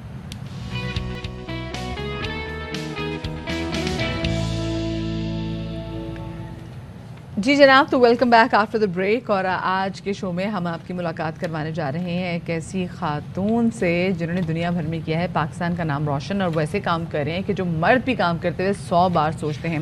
हैं ये खातून मोटरसाइकिलिस्ट और इन्होंने मिडल ईस्ट क्या, इन्होंने जो बरतानिया में भी जितने भी मोटरसाइकिल के मुकाबले हुए हैं उनमें बढ़ चढ़ के हिस्सा लिया है। ना सिर्फ बढ़ चढ़ के हिस्सा लिया है बल्कि अच्छी पोजीशंस पे भी रही हैं और पाकिस्तान का नाम रोशन भी किया जनाब इन्होंने। गुलफशा ने, हम बात करें गुलफशा की। क्या बात है जी। तो ये जनाब उन्होंने क्या ज़बरदस्त, आप ये देख सकते हैं कि इनका स्वैग है और किस तरह से पाकिस्तान का सब हिलाली परचम वो लहरा रही हैं। और मौके की मुनासबत से हवा भी कितनी अच्छी चल रही है, कितनी प्यारी हवा चल रही है। और जो ताल्लुक है गुलफशा का वो है सवाद से। अरे क्या ज़बरदस्त और कमाल मोटरसाइकिलिस्ट हैं, क्या जब आती हैं तो फर्राटे भरती हुई अपनी मोटरसाइकिल पे, तो बात ही और फिर जब स्पेशली हम देखते हैं कि पाकिस्तान का झंडा साथ हो तो दिल और ज़रा खुश हो जाता है। तो हमारे साथ मौजूद हैं मायनाज बैनुल-अक़वामी मोटरसाइकिलिस्ट गुलफशा तारिक, उनको शामिल गुफ्तगू करेंगे। अस्सलाम वालेकुम Gulfasha, welcome to Bakhabar Savera and very good morning. ये बताइएगा कि सवात की मोटरसाइकिलिस्ट, वो भी वर्ल्ड मोटरसाइकिलिस्ट, यकीनन एक हैरानकुन बात है। दुनिया में कहाँ कहाँ जो है गुलफशा आपने मोटरसाइकिल चलाई है? हमने मिडल ईस्ट और बरतानिया के हवाले से तो बताया है, लेकिन इसके अलावा कहाँ कहाँ आपने ट्रैवल किया है? मैं पाकिस्तान की वाहिद मोटरसाइकिलिस्ट हूँ जिसने पूरा पाकिस्तान मोटर बाइक पे सफ़र किया, जिसमें हमारे चारों सूबे आते हैं, गिलगित हुंजा का इलाका भी आता है। उसके अलावा मैंने मिडल ईस्ट जिसमें दुबई, कतर, बहरीन शामिल है, उन सारों का मैंने मोटर बाइक पे सफ़र किया है। और यूनाइटेड किंगडम में जिसमें हमारा इंग्लैंड, वेल्स, स्कॉटलैंड और आयरलैंड का अपर पार्ट आता है, ये सारा मैंने मोटर बाइक पे सफ़र किया हुआ है। अच्छा चलें, ये तो ज़बरदस्त आप देख रहे हैं, बता ही चुके हैं कि किस तरीके से वो सफ़र कर चुकी हैं और क्या है। लेकिन ज़ाहिर है कि दुनिया के मुख्तलिफ मुल्कों तक आपकी रीच भी है और जो भी शख्स पाकिस्तान से बाहर जाता है वो पाकिस्तान के एम्बेसडर के तौर पर काम करता है, क्योंकि लोग उसको देख के रिलेट करते हैं। तो ये आप कहाँ कहाँ कर चुकी हैं? पाकिस्तान की नुमाइंदगी मैं काफ़ी ममालिक में कर चुकी हूँ, जिसमें हमारा मिडल ईस्ट के जितने ममालिक हैं, कतर, बहरीन, दुबई, उसके अलावा टर्की, यूरोप, यूनाइटेड किंगडम के अंदर मैंने MCN एक मोटर बाइकिंग शो था, बहुत बड़ा यूरोप का एक शो होता है जहाँ पे मैंने पाकिस्तान की नुमाइंदगी की थी। उसके अलावा अभी मेरा अमेरिका का प्लान है कि मैं पाकिस्तान का झंडा अमेरिका भी लेके जाऊँ और काफ़ी सारे उन ममालिक में पाकिस्तान का नाम रोशन करूँ। इंशाल्लाह ज़रूर, ऐसा ज़रूर होगा। अच्छा गुलफशा ये बताइएगा कि वैसे ख्याल कैसे आया कि आपने मोटरसाइकिलिस्ट बनना है और वो भी इंटरनेशनल लेवल पे? चलें ठीक है, जिस शहर से हमारा ताल्लुक होता है वहाँ पे तो हम ऐसी बहुत सारे एडवेंचर कर लेते हैं, लेकिन वर्ल्ड लेवल पे जाके, इंटरनेशनल लेवल पे जाके पाकिस्तान का नाम ऐसे रोशन करना? मोटरसाइकिलिस्ट बनना कोई मेरा रेंडम प्लान नहीं था कि बस ऐसे ही अचानक से मोटरसाइकिलिस्ट बन गई। बचपन से ही मुझे शौक था। मेरे अब्बू भी खुद ट्रैवलर थे, वो ट्रैवल किया करते थे गाड़ी पे, काफ़ी ममालिक वो खुद भी सफ़र कर चुके हैं। मेरी दादी को हज भी करा चुके हैं गाड़ी पर, तो मुझे काफ़ी शौक था पहले से ही। फिर मैंने साइकिलिंग स्टार्ट की थी जो मेरा पैशन था ट्रैवलिंग का। साइकिल पर खुजराह पास तक गई थी, उसके बाद काफ़ी मैंने शहर साइकिल पर घूमे। उसके बाद फिर मैंने अपने एडवेंचर स्पोर्ट्स और अपनी एजुकेशन की तरफ आई। उसके बाद जब मैंने कम बैक किया तो मोटर बाइक पर आई, और मोटर बाइक पर मैंने काफ़ी सारे सूबे फर्स्ट किए थे। काफ़ी टफ था मेरे लिए जब मैं शंदूर या चित्राल के इलाकों में जाती थी जहाँ पे सड़कें भी नहीं हुआ करती थी। उसके अलावा गिलगित हुंजा का इलाका किया, बलूचिस्तान का इलाका काफ़ी टफ था, सवात और अपर जो केपी के एरिया है वो सब काफ़ी टफ था मेरे लिए इनिशियली। पर जब वो सफ़र हो गया पंजाब का, सिंध, बलूचिस्तान, फिर गिलगित हुंजा को मैंने टारगेट किया था, उन सारे इलाकों पे मैं मोटर बाइक पे पूरा घूमी हूँ। अच्छा, ये बताइएगा कि जाहिर है कि ये इसके लिए एक सपोर्ट सिस्टम होना बहुत ज़रूरी है। फैमिली हो या उससे हट के हो, आपके दोस्त हों, तो आपका सपोर्ट सिस्टम क्या था? पाकिस्तान में तो स्पोर्ट्स एक्टिविटीज़ को ख़वातीन के लिए इतना प्रमोट नहीं किया जाता, ना उसको इतना सपोर्ट किया जाता है। तो रेजिस्टेंस सबसे पहले मुझे अपने घर से थी, अपने नेबर्स, अपनी फैमिली से, हर तरफ से ही थी। शुरू में कुछ घर से सपोर्ट हुई, कुछ मैं भी थोड़ी रेबल थी जिस वजह से मैं मोटर बाइकिंग में आ गई। फिर उसके बाद मेरी शादी होगी, शादी के बाद मेरे हस्बैंड ने मुझे काफ़ी सपोर्ट किया। उसमें मोटर बाइकिंग जब मैं डिफरेंट इलाकों में किया करती थी तो वही मेरी डॉक्यूमेंट्री बना रहे होते थे जगह जगह जहाँ जहाँ मैं जाती थी। उनका काफ़ी ज़्यादा इस सारे वेंचर में मेरे साथ उनका सपोर्ट शामिल है। उसके अलावा अभी क्योंकि मेरी डॉटर भी हो गई है, मेरी फैमिली भी है, तो फिर भी मैं अपनी जर्नी कंटिन्यू कर रही हूँ। इसका सारा जो क्रेडिट जाता है वो मेरे हस्बैंड को ही जाता है। ज़बरदस्त, ये तो बड़ी अच्छी बात है कि आपके हस्बैंड आपको इतना सपोर्ट कर रहे हैं। और जैसे कि मैं आपको स्पेशली देख भी रहे थे, आपने जैसे सैन फ्रांसिस्को वगैरह में जहाँ जहाँ आपने अपनी बाइक चलाई हुई तो उन्होंने आपको पिक्चर्स वगैरह भी और वीडियोज़ भी आपकी ली हुई हैं। अच्छा, आगे अब आपका क्या प्लान है? कौन से ऐसे मुकाबले जिसकी आप तैयारी कर रही हैं? जो मोटरसाइकिलिस्ट एडवेंचर होते हैं इसमें ऐसे कोई रेसिंग नहीं होती, लेकिन हाँ मैं मोटरसाइकिलिंग के थ्रू काफ़ी ममालिक में जाती हूँ। और जिस मुल्क में भी कोई वर्ल्ड रिकॉर्ड अटेम्प्ट हो रहा होता है या वर्ल्ड से सारी खवातीन मोटरसाइकिल से इकट्ठी हो रही होती है तो मैं उनमें ज़रूर जाती हूँ। जिस तरह अभी 2 दिन पहले ही मैंने वर्ल्ड रिकॉर्ड का एक अटेम्प्ट था जिसमें पूरी दुनिया से खवातीन बाइकर्स आई हुई थी और एक लार्जेस्ट नंबर था, वहाँ पे मैंने पाकिस्तान को रिप्रेजेंट किया था। पाकिस्तान से कोई भी लड़की वहाँ पे मौजूद नहीं थी, तो मैंने पाकिस्तान का वहाँ पे झंडा लहराया था। अच्छा, आप एक मिसाल हैं हमारी खवातीन के लिए जो कि इस साइड पे आना चाहती हैं, लेकिन बहुत कम ऐसी खवातीन हैं जो कि ये मोटर स्पोर्ट्स में हैं, तो उन्हें क्या आप पैगाम देना चाहेंगी? पाकिस्तान के अंदर इस चीज़ को एक्सेप्ट करना थोड़ा सा मुश्किल है कि मोटरसाइकिल और वो भी खवातीन चलाएं, तो काफ़ी टफ था। और प्लानिंग मेरी यही थी कि मैं और लड़कियों को भी ट्रेनिंग दूं और लड़कियों को भी इस फील्ड में लेकर आऊं, क्योंकि हमारे मुल्क में बहुत ही कम नंबर, आप गिनती की 10-15 लड़कियां होंगी जो मोटरसाइकिल पर सफ़र करती हैं अपने रोज़मर्रा की ज़िंदगी में, जॉब पर जाती हैं, स्कूल में जाती हैं। तो मैंने एक वुमेन मोटरसाइकिल अकेडमी लाहौर के अंदर इनिशिएट किया जिसमें इस वक्त 8 लड़कियाँ हैं जो कि आगे फर्दर लड़कियों को ट्रेनिंग दे रही हैं। यहाँ ही से उसको ऑपरेट कर रही हूँ मैं अभी फ़िलहाल। और मेरा जो विज़न है वो यही है कि पाकिस्तान के अंदर एक फ़िज़िकल बड़ी एकेडमी हो जहाँ पे लड़कियाँ इजीली आएँ और उनको वहाँ पे डिफरेंट सेल्फ डिफेंस की ट्रेनिंग्स भी दी जाएँ और साथ मोटर बाइक चलाने की ट्रेनिंग भी दी जाए और उसको भी गाइडलाइन दी जाए कि किस तरह से आप लाइसेंस एक्वायर कर सकते हैं। इंशाल्लाह। थैंक सो मच जी। गुलफ्शा तारिक हमारे साथ मौजूद थी, बैनुल-अक़वामी मोटरसाइकिलिस्ट हैं ये। वैसे तो ताल्लुक़ इनका सवाद से, फिर बता लीजिए किस तरीके से उन्होंने ना सिर्फ पाकिस्तान में बल्कि दुनिया जहान में, चाहे वो मिडल ईस्ट हो चाहे बरतानिया हो, वहाँ पे मोटरसाइकिलिंग की हुई और अब आगे प्लान कर रखती हैं कि इंशाल्लाह अमेरिका में भी जाके ये करें। सो बड़ी अच्छी बात है जिस तरह की हम ख़वातीन को देखते हैं जो कि एक डिफरेंट करियर अपने लिए ऑप्ट करती हैं। जाहिर है, और ये कि पाकिस्तान का मुस्बत एक इमेज भी चाहता है दुनिया भर में कि हाँ जी वहाँ पर एक सपोर्ट सिस्टम मौजूद है कि वहाँ से निकल के किसी तरीके से मुश्किलात तो अपनी जगह मौजूद हैं, लेकिन फिर भी जो इमेज पता है कि सती जो इमेज बिल्डिंग होती है वो इस हवाले से भी होती है कि पाकिस्तान में जो ख़वातीन हैं वो कितनी खुद मुख्तार हैं और अगर वो कोई ख्वाब देखती हैं और अगर वो अपना दे आर करियर ओरिएंटेड, फिर वो अपनी चीज़ों से नॉर्म से हट के भी बहुत सारी चीज़ें अगर वो करती हैं तो उनको फैमिली से सपोर्ट भी मिलती है। तो हम तो अच्छी बात है ये, लाइटर जो एक सॉफ्ट इमेज भी जो है पाकिस्तान की वो बाकी ममालिक में जानी चाहिए। एक ले रहे हम छोटी सी ब्रेक के बाद मिलते हैं।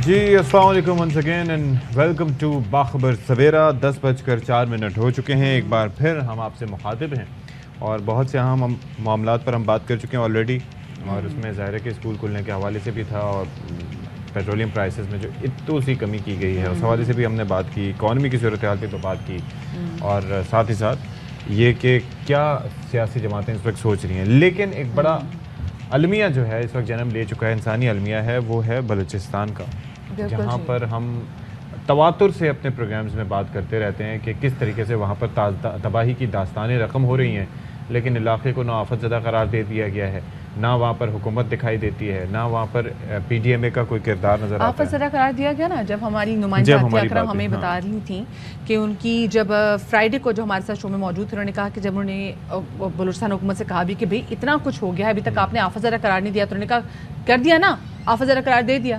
तो बस ये उनके लिए बात थी, यहाँ पे बात ख़त्म हो गई। ये ईद से पहले की बात है जब बारिशों का सिलसिला वहाँ पे शुरू हुआ, और तभी कहा जा रहा था, इनफैक्ट उससे पहले जब वेदर फोरकास्ट किया गया था तभी बताया जा रहा था कि जी अर्बन फ्लडिंग का ख़तरा होगा, सैलाबी सूरत हाल होगी।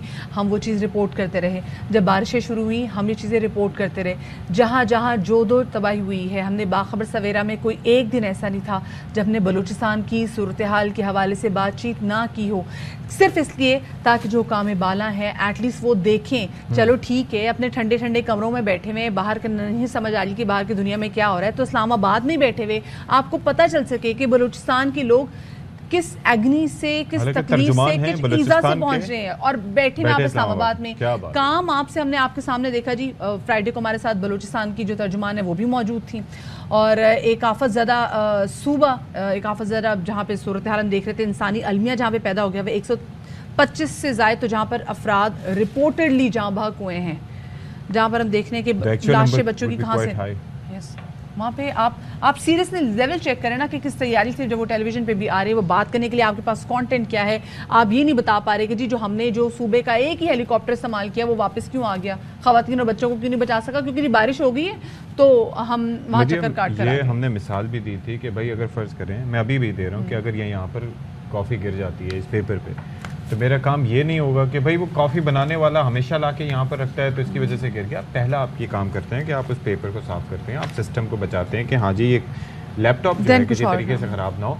फायर फाइटिंग पहली प्रायोरिटी होनी चाहिए, लेकिन यहाँ पर इल्ज़ाम देना कि जी पहलों ने ये किया उसकी वजह से ये हो गया, भाई अभी आप लोग क्या कर रहे हैं for the rescue and relief, उसका जवाब था नदारत। लेकिन बस तनकीद पर है, तनकीद जिंदाबाद। चलें जी टॉप स्टोरीज पे नजर डालते हैं।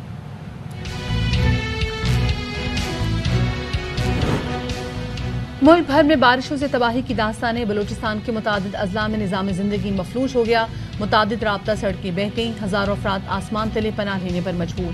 चनाब में भारतीय रैला दाखिल होने के बाद कई इलाकों में ऊंचे और दरमियाने दर्जे का सैलाब।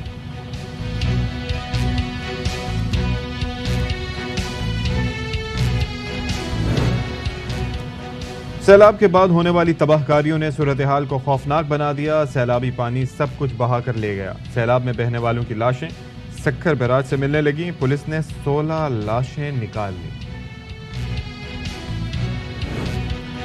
बच्चों को खाना खिलाना माओं के लिए एक बड़ा चैलेंज। आराम से खाना कैसे खिलाएं? रोते हुए खाना खाने से हाजमा भी सही काम नहीं करता, और जबरदस्ती खाने से बच्चों की भूख भी खत्म नहीं होती।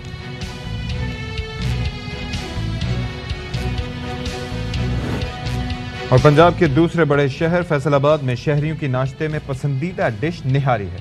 अदरक, लीमू और हरी मिर्च के साथ 12 मसालों वाली निहारी की खुसूसी अंदाज में तैयारी।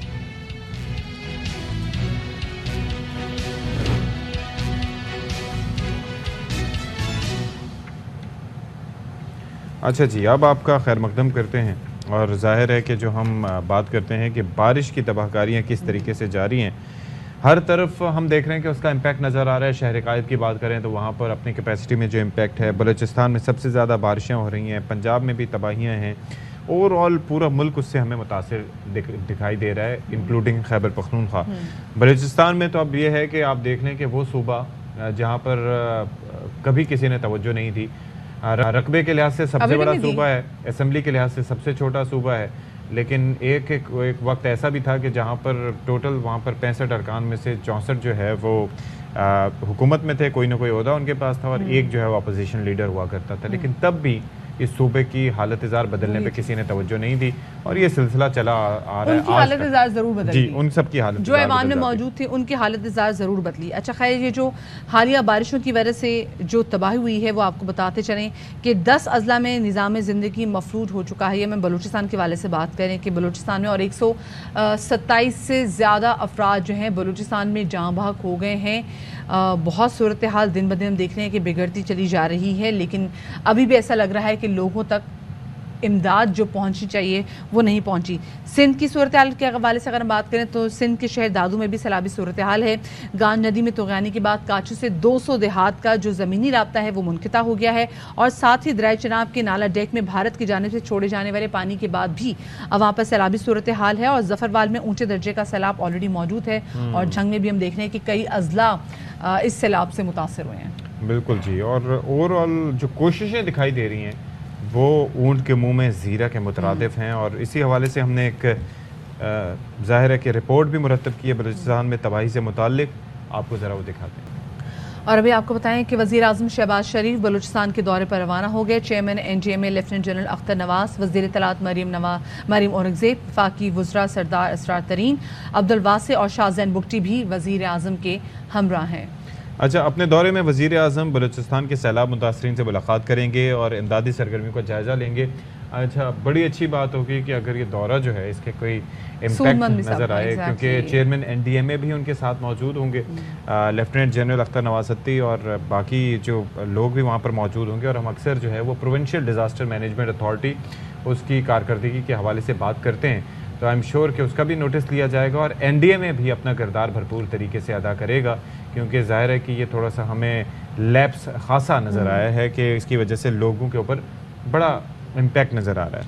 सही, इस वक्त बलूचिस्तान में सूरत हाल क्या है हम ये जान लेते हैं। ताज़ा तरीन सिचुएशन, हमारे साथ अब्दुल्ला मक्सी मौजूद हैं। अब्दुल्ला, ये बताएगा कि करंट इस वक्त क्या सिचुएशन है सूबे की?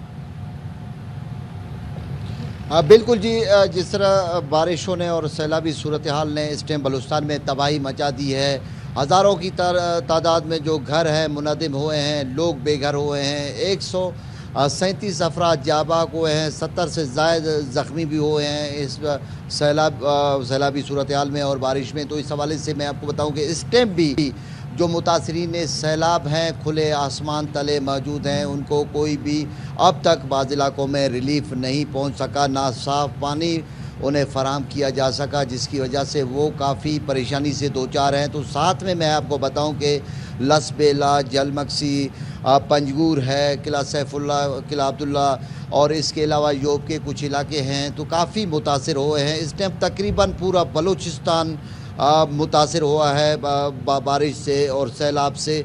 इस टाइम जो शहरी हैं काफ़ी परेशानी से दो चार हैं बलूचिस्तान के, वो यही मुतालबा कर रहे हैं हुकूमत वक्त से कि फ़ौरी तौर पे उन्हें खुराक, खेमे और दीगर अद्वियात और दीगर अशिया ज़रूरिया फ़राहम करें ताकि उनकी मुश्किलात में कमी आ सके। इस टाइम सूरत हाल ये है कि जो राब्ता सड़कें हैं तकरीबन टूट चुके हैं, जो पुल्स हैं बह गए हैं, जिसकी वजह से काफ़ी दुश्वारी भी हो रही है। जो टीमें हैं जो जा रहे हैं वहाँ पे रिलीफ ऑपरेशन में भी काफ़ी मसला पैदा हो रहा है। तो इस हवाले से मैं आपको बताऊँ कि जो सड़क के किनारे हैं वहाँ पे तो कोई चंद एक मकामात पे, चंद एक जगहों पे लोगों को रिलीफ मुहैया किया जा सका है, लेकिन जो अंदर मुंतशिर आबादी है सड़कों से हट के वो काफ़ी इस टाइम परेशानी से दो चार हैं।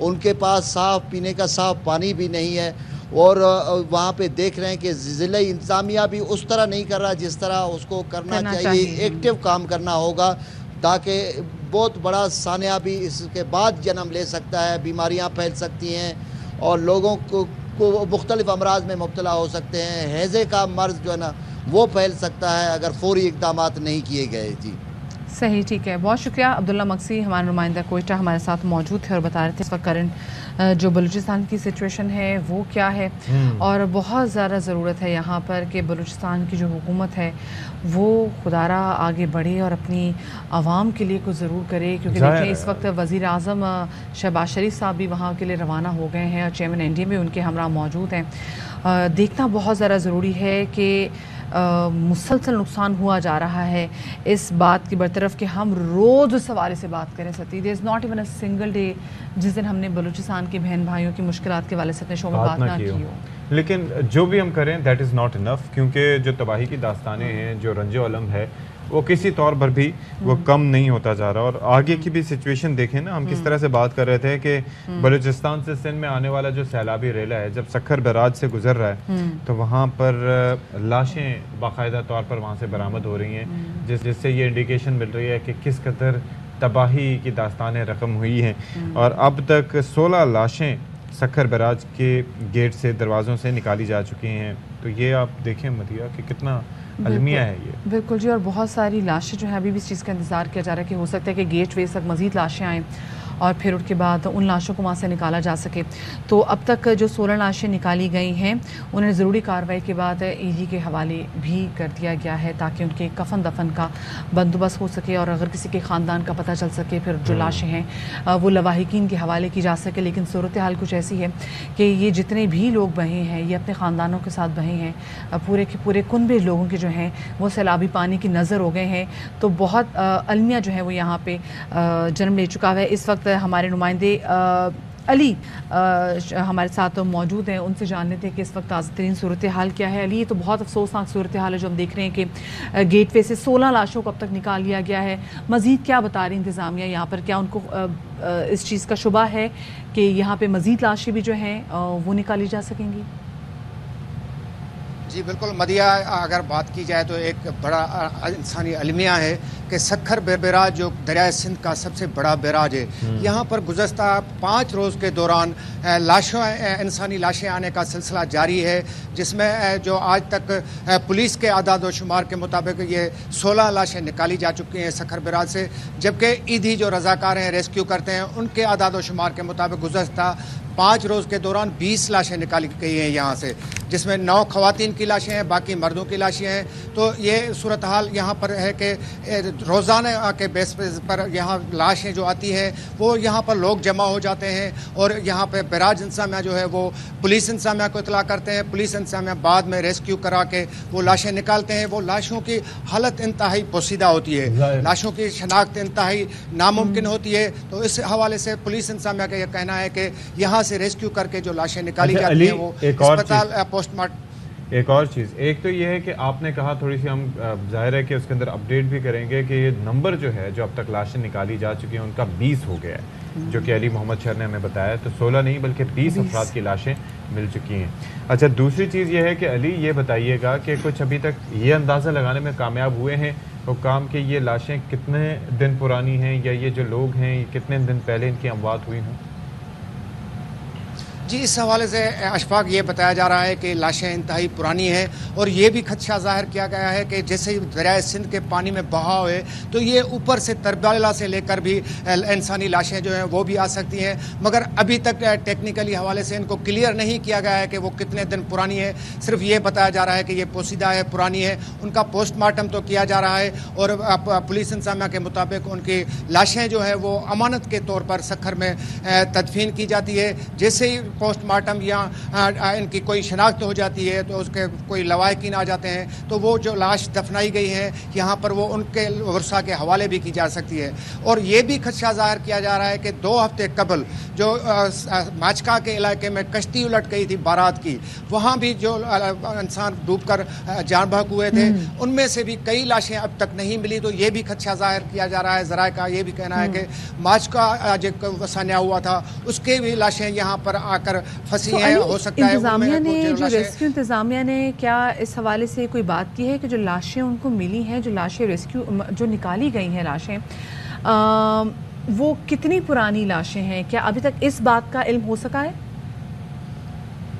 ये बिल्कुल अंदाज़ा अभी तक जो है रिटन में तो नहीं बताया गया, मगर ये अंदाज़ा लगाया जा रहा है कि कोई हफ्ता कबल की पुरानी लाशें हैं, क्योंकि बिल्कुल वो पोसीदा लाशें हैं, शनाख्त से नाकाबिल हैं, वो शनाख्त नहीं हो सकती। तो बिल्कुल उनको सिर्फ यहाँ से रेस्क्यू करके निकाल के ईदी रज़ाकार उनको गुस्ल देने के बाद सुपर्द खा कर देते हैं, तदफीन कर देते हैं। मगर अंदाज़ा ये है कि ये हफ्ता पुरानी लाशें हैं और यहाँ से कुछ कोई करीब से भी आ सकती हैं, क्योंकि पानी के बहाव में कहीं लाश जो करीब की होगी वो फंस के भी आती है, आस्ता आस्ता भी आती है, और पानी के बहाव बढ़ गया है तो तेज़ी से भी आ सकती हैं। तो अंदाजे ये लगाए जा रहे हैं कि एक तकरीबन हफ्ते से पुरानी ये जो लाशें हैं वो यहाँ पर आने का सिलसिला है, जिससे तशवीशनाक सूरत हाल है। लोग भी जमा हो जाते हैं और रेस्क्यू करने में यहाँ पर जो सखर बैराज है यहाँ पर रेस्क्यू किया जाता है। मगर सिर्फ कल भी जो 4 लाशें आई थी वो निकाली गई थी, उससे पहले 7 लाशें निकाली गई थी, उस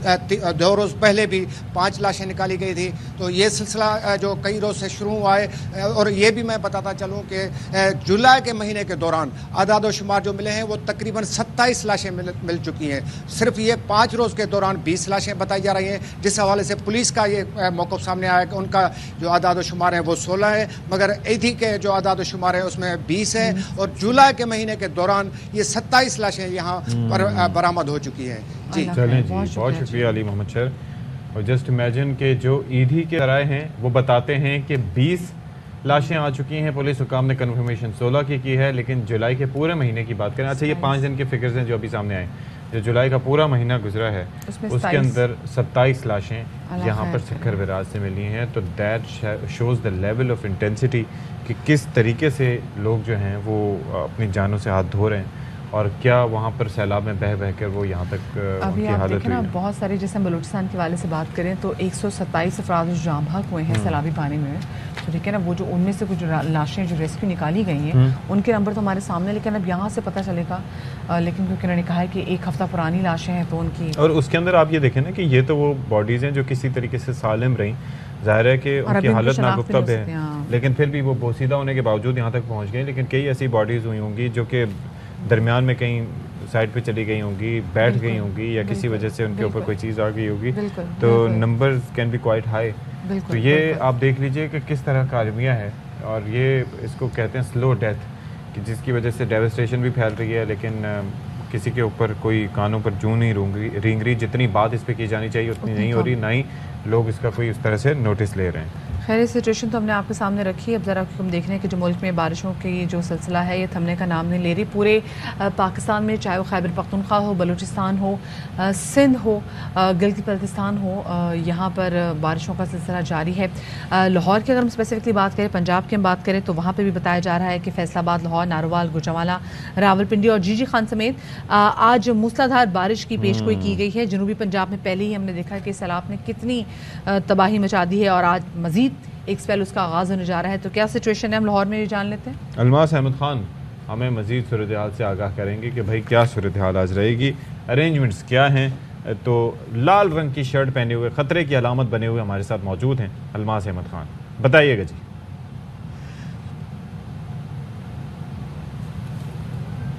लो जी, अच्छा अलमास भाई, हम आपको कनेक्ट करेंगे दोबारा क्योंकि आपकी आवाज़ हम तक नहीं पहुंच पा रही है, तो हम दोबारा कनेक्ट करेंगे। तो बहरहाल ये आप देख लें कि किस तरीके से मूसलाधार बारिश का इम्कान है, जिस तरह से मदिया बता चुकी हैं कि पिंडी में भी मात पर होगी। तो अलमास अहमद खान साहब फाइनली हमें ज्वाइन कर चुके हैं, बताइएगा जी क्या सूरत हाल रहेगी। अशफाक, पहले तो आपने इतनी खौफनाक सिंध के हवाले से सखर बैराज और बलूचिस्तान में फिर वो इशू आ गया जो था वहाँ पर, क्योंकि देखिए इस वक्त बारिश हो रही है। अगर हम कराची की बात करें तो कराची में बारिश हो रही है, ऑफ कोर्स लाहौर में भी आज बारिश की पेशगोई की गई है। तो बारिश की वजह से भी हमने देखा कि अक्सर ऐसे मसले मसाइल होते हैं। सो हम कोशिश करेंगे कि चलें जी, अगर वीडियो पे बात नहीं हो सकती तो हम इनसे ऑडियो जो है रब्ता वही कर सके, ताकि हम जान सकें कि सिचुएशन क्या है। और क्योंकि देखिए सिर्फ ये नहीं कि कराची में, लाहौर में भी जब बारिशें पिछले दिन हुई हैं तो बहुत हालात ख़राब रहे हैं। चलें जी, तीसरी दफ़ा की third time is a charm. तो अलमास भाई अब बता दें सूरत हाल क्या है। तीसरी दफ़ा इससे पहले कि कोई टेक्निकल फॉल्ट है, मैं पहले लाहौर की बात बता दूं। लाहौर वालों ने काफ़ी अरसे बाद, हफ्ता 10 दिन बाद लाहौर वालों ने सूरज देखा है और नीला आसमान देखा है। कई अरसे बाद नीला आसमान देखा है। सबसे पहले तो हमने 2020 में जब ये कोरोना आया, सब चीज़ें बंद हो गई, फ़िज़ाई ट्रैफिक बंद हो गई, फैक्ट्रियाँ बंद हो गई, फैक्ट्रियों की चिमनियाँ बंद हो गई, तो आसमान हमें पहली मरतबा नीला नज़र आया। या फिर आपने सिलसिला फ़िल्म में नीला आसमान देखा होगा उसके गानों में, और या आज हमने देखा है क्योंकि फ़िज़ा बहुत साफ़ सुथरी हो चुकी है और हमें नीला आसमान नज़र आ रहा है, आसमान पर सूरज भी नज़र आ रहा है। और महकमा मौसमियात का ये मामला ख़त्म नहीं हुआ बारिशों वाला। महकमा मौसमियात का ये कहना है कि दोपहर के बाद आज लाहौर समेत पंजाब के दीगर जो मैदानी इलाके हैं वहाँ पे बारिशों का ये सिलसिला अभी 1-2 रोज़ जारी रहेगा। आज भी दोपहर के बाद लाहौर में बारिश का इम्कान है। तो इससे पहले जो आप बात कर रहे थे, मुझे उस पर थोड़ा सा इतराज़ इसलिए अपने शहरियों की तरफ से है क्योंकि आप सखर बैराज की बात कर रहे थे, आपने बलूचिस्तान की बात की, इतने लोग अपनी जानों से हाथ धो बैठे। बलूचिस्तान वाला तो वाक़या बिल्कुल वो कुदरती अमल है, लेकिन जो सखर बैराज है वो हमारे बिल्कुल लाहौर के रावी जैसा सिलसिला होता है। दरियाए रावी के रिवर बेड में लोगों ने अपनी झोंपड़ियाँ बना रखी हैं, वहाँ पे पूरी आबादी बस चुकी है। जब वहाँ पे पानी आएगा तो वो यकीनन रिवर रावी तो सूखा हुआ पड़ा है, लेकिन गुज़िश्ता रात 2 लाख क्यूसिक बग़ैर बताए भारत ने पानी छोड़ दिया। वो यकीनन अगले 23, 24, 25 घंटों में यहाँ लाहौर पहुँचेगा। तो जब लाहौर पहुँचेगा तो वो जो लोग बैठे हैं वहाँ पे, आपने पूछा था कि क्या इंतज़ाम आपने लाहौर वालों ने कर रखा है, तो अभी तक वो लोग वही रिवर रावी के बेड में ही वो अपनी झोंपड़ियाँ लगाए बैठे हैं। अभी तक उनके पास कोई डीसीओ की तरफ से कोई लेटर नहीं गया, कोई कुछ नहीं गया। तो खुदा ना खास्ता अगर वो 2 लाख क्यूसिक से ज़्यादा पानी का रेला अगर रावी में आ जाए तो फिर क्या सूरत हाल होगी। मदिया और अशफाक आप बेहतर जान सकते हैं, आप पूरे पाकिस्तान को आप देख रहे हैं, पूरे पाकिस्तान पर नज़र है। तो जब जहाँ पे किसकी कोताही होगी। बिल्कुल जी, आप सही बात कर रहे हैं। ये आबी दहशतगर्दी हम देख रहे हैं कि भारत में मुसलसल जारी है। जब पानी चाहिए होता है पानी रोक लेते हैं, और जब पानी उनके पास बहुत ज़्यादा आ जाता है, उनको लगता है कि उनके पास मसला हो जाएगा, तो वो पानी ऐसे ही छोड़ते हैं और बिन बताए छोड़ते हैं, और ऐसे छोड़ते हैं कि फिर पाकिस्तान में सैलाब का खतरा पैदा हो जाता है। बहुत शुक्रिया जी। अलमास खान नुमाइंदे हमारे साथ मौजूद थे, लाहौर की सूरत हाल से मैं आगाह कर रहे थे। मैं और जब दरमियान में बलूचिस्तान के हवाले से रिपोर्ट आपके सामने रखी हुई थी, तो मैं सती से ये बात कही थी कि सती हम कितने प्रिविलेज हैं इन अ वे कि यहाँ पे हम पक्के मकानों में रहते हैं, यहाँ पे बारिश चाहे मुसलसल हो रही हो, हम फिर भी हम अपनी ख़ानदान वालों को लेकर एक साथ बैठे हुए हैं। हमें बारिश इतना नुकसान नहीं देती जितना उन लोगों को नुकसान दे रही है जो कि बलूचिस्तान में मौजूद हैं, जो कि कच्चे के इलाके में लोग मौजूद हैं, जहाँ पर जब सैलाब आता है तो उनकी तमाम तर चीज़ें जिस तरीके से बह जाती हैं, जो कच्चे मकान आते हैं वो बह जाते हैं। सो जो देखने वाले हैं वो इस पर अल्लाह का शुक्र अदा भी करें और कोशिश करें कि अपने आस पास के जितने लोगों को हेल्प आउट कर सकें प्लीज़ ज़रूर हेल्प करें, क्योंकि ये तो पूरे मुल्क में सिचुएशन ऐसे सख्ती हो गई। बिल्कुल ऐसी है, पूरे मुल्क में सूरत हाल ख़राब है। तो थोड़ा सा हुकूमत को चाहिए कि, और हमारे जो भाई हैं जो कि अल्लाह ताला ने उनको नवाज रखा है, तो वो भी आगे बढ़ चढ़कर ऐसे लोगों की मदद करें। ये ना सोचें कि पहले हम क्यों जाएं या हमारे उससे करने से क्या होगा। आपकी यकीन करें कि थोड़ी थोड़ी मदद से भी बड़ा लोगों का भला हो सकता है, तो उससे आपके माल भी थोड़ा सा पाक हो जाएगा। Will take a break here.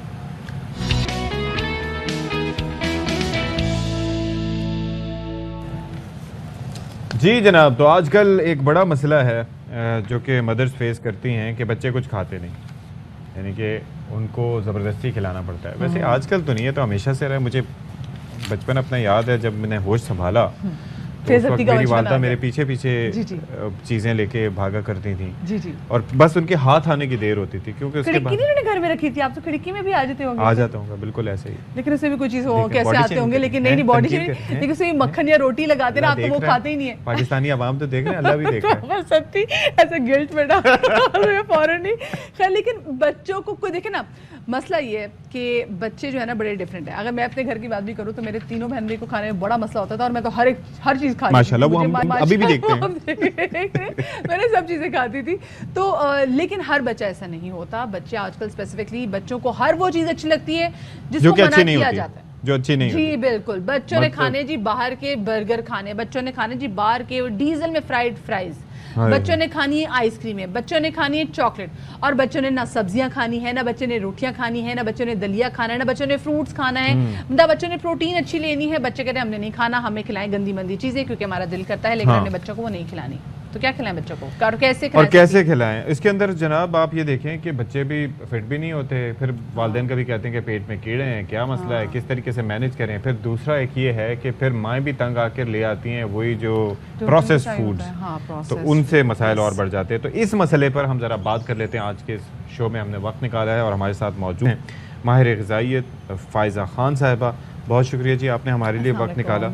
ये देखें, ये बड़ा एक गंभीर किस्म का मसला है और जिसका सामना करना पड़ता है, क्योंकि आप ये देखें कि अक्सर आपके पास भी जब पेरेंट्स आते होंगे और वालदा साहिबा खुसूसन बच्चों की आती होंगी, माएँ आती होंगी, वो कहती हैं कि देखें उनका बेसिक कंसर्न होता है बच्चे की हाइट और वेट, कि देखिए जी हमारा बच्चा अंडर वेट, दुनिया जहान की चीज़ें खिलाते हैं, खाता नहीं, क्यों होता है आखिर ऐसे? देखिए, इसमें हमें थोड़ा सा अंडरस्टैंड करना पड़ेगा कि हम बच्चों की जो डाइटरी हैबिट्स हैं ना, वो फर्स्ट ईयर में डेवलप होती हैं, जब आप उसको सॉलिड्स पे लेके आते हैं, और वो एक टाइम पीरियड होता है जब उसका टेस्ट डेवलप हो रहा होता है। तो उस वक्त देखिए, नॉर्मली आप प्रैक्टिस में देखती हैं, पढ़ी लिखी इवन माएँ जो हैं वो बच्चों को आर्टिफिशियल फ्लेवर्स इंट्रोड्यूस कराती हैं सबसे पहले। दे डोंट इंट्रोड्यूस देम जो नेचुरल फूड है, क्योंकि उस फेज में आप उसकी जो हैबिट्स डेवलप करेंगे उसका उसी तरह का टेस्ट डेवलप हो जाएगा। आसानी है ना, वो कहते हैं मार्केट में हर किस्म की प्यूरीज अवेलेबल हैं, तो आप बच्चों को जो प्यूरीज खिलाना शुरू कर दें। एग्जैक्टली, तो प्यूरी अगर आप होम मेड फूड की प्यूरी खिलाते हैं, उनको डिफरेंट फूड्स इंट्रोड्यूस कराते हैं, उसका एक पैटर्न होता है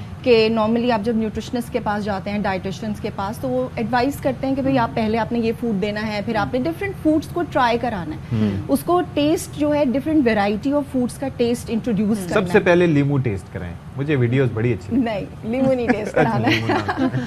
सबसे पहले आप उसको जो यानी जो सीरियल्स का ग्रोइल होता है वो नॉर्मली इंट्रोड्यूस कराया जाता है, फिर आप वेजिटेबल प्यूरीज हैं, फिर उसके एक्सट्रैक्ट्स हैं, जैसे आप थोड़ा सा सब्जियों को सूप फॉर्म में, या थोड़ा सा जूस एक्सट्रैक्ट करके भी, जूस फ्रूट को मैश करके, तो ये सारी प्रैक्टिसेस हमारे सब्जियों का जूस तो हमें अब पीते में मौत पड़ी होती है, इतने छोटे बच्चों को नहीं, इसीलिए ना कि बचपन में आपको आदत नहीं रही। नहीं, सब्जियों को आपने मैश करना है या सूप की फॉर्म में, जैसे आप चिकन सूप बना रहे हैं तो उसमें वेजिटेबल्स भी ऐड करें, इसी तरह आप उसमें पालक ऐड कर दें, मटर ऐड कर दें, जैसे वो एज जैसे जैसे प्रोग्रेस करती है वो चीज़ों की वैरायटी, उसकी क्वांटिटी जो है ना वो चेंज होती रहती है, यानी कि आपके पेट को उन तमाम चीज़ों की आदत पड़े। एग्जैक्टली, उसमें एक ट्राई भी होता है कि 1 at a टाइम आप एक फूड एक दिन में आप, यानी अगर आपने जैसे सीरियल दिया है, then you are adding fruit और फिर एक वेजिटेबल, तो वो आप 3 चीजें इंट्रोड्यूस कराएं, 1 by 1 नई चीजों का इंट्रोडक्शन करें। अच्छा, एक और चीज़ होती है, जैसे अभी सत्य ने कहा ना कि माओ का कंसर्न होता है उसकी वेट और हाइट, और बहुत सारी माओ का ये कंसर्न भी होता है बस बच्चे का पेट भरा हो। बच्चे का पेट भरा होना तो आपको लगता है, मैं बीइंग अ मदर और मुझे भी होता है कि बस पेट भरा होना तो मुझे लगता है पता नहीं मेरा कितना बड़ा काम और नो मैटर वो क्या खा रहा है। हाँ,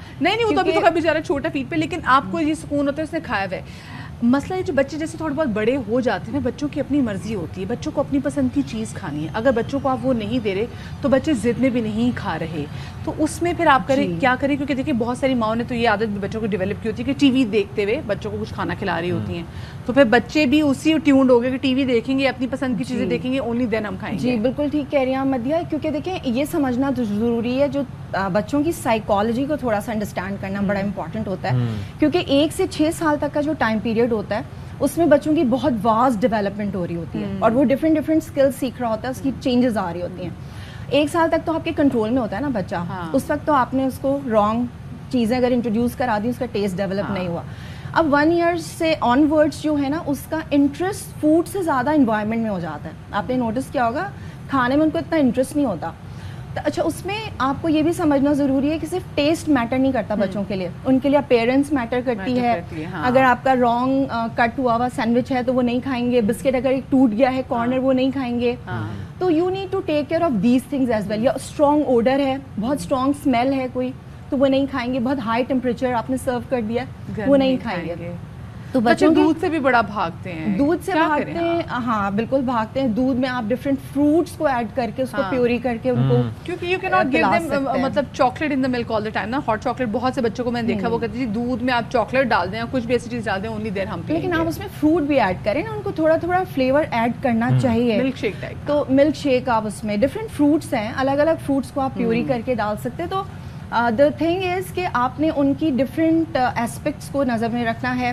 फूड प्रेजेंटेबल होना चाहिए, डिफरेंट शेप्स में होना चाहिए, अट्रैक्टिव होना चाहिए। एक और चीज़ भी है कि ये तो चले मामला आ गया यहाँ तक, आपको पता है कि हमारे यहाँ स्कूल्स वगैरह में, कुछ स्कूल्स में ये चेक एंड बैलेंस है कि जी फूड जो आना चाहिए वो घर का बना हुआ होना चाहिए, लेकिन ज़्यादातर में कैंटीन्स वगैरह भी होती हैं। फिर वो जो बच्चे, मिसाल के तौर पर मैं एक बात करता हूँ कि ये जो कंपनीज होती हैं, आपको पता है कि दे आर वेरी स्मार्ट, उन्हें पता है कि हमारे साथ कंज्यूमर्स के साथ एडवर्टाइजमेंट और साथ साथ टेस्ट के साथ साथ जो चीज़ें जितनी बुरी होती हैं उनका टेस्ट उतना ही अच्छा होता है, ठीक है, ऐसे वो एडवर्टाइज भी करते हैं। अब बच्चा टीवी पे एडवर्टाइज देख रहा है, घर में उसे वो चीज़ नहीं मिल रही, स्कूल जाता है तो वहाँ पर किसी दूसरे बच्चे को लाते हुए देखता है, या स्कूल की कैंटीन में वो चीज़ अवेलेबल होती है, तो माँ की सारी तरबियत 6-7 साल की मेहनत एक तरफ रह जाती है और वो उस खाने का टेस्ट एक तरफ होता है। तो देखिए इसमें ओवरऑल रिस्पॉन्सिबिलिटी स्कूल मैनेजमेंट की भी आती है। अभी आजकल हम देख रहे हैं कि बहुत से स्कूल्स हैं जहाँ पे अवेयरनेस बढ़ रही है and they don't allow commercially available foods जो है वो नहीं अलाउ करते। बहुत सारे स्कूल्स में ड्रिंक्स जो है अवेयरनेस हैज अ कॉस्ट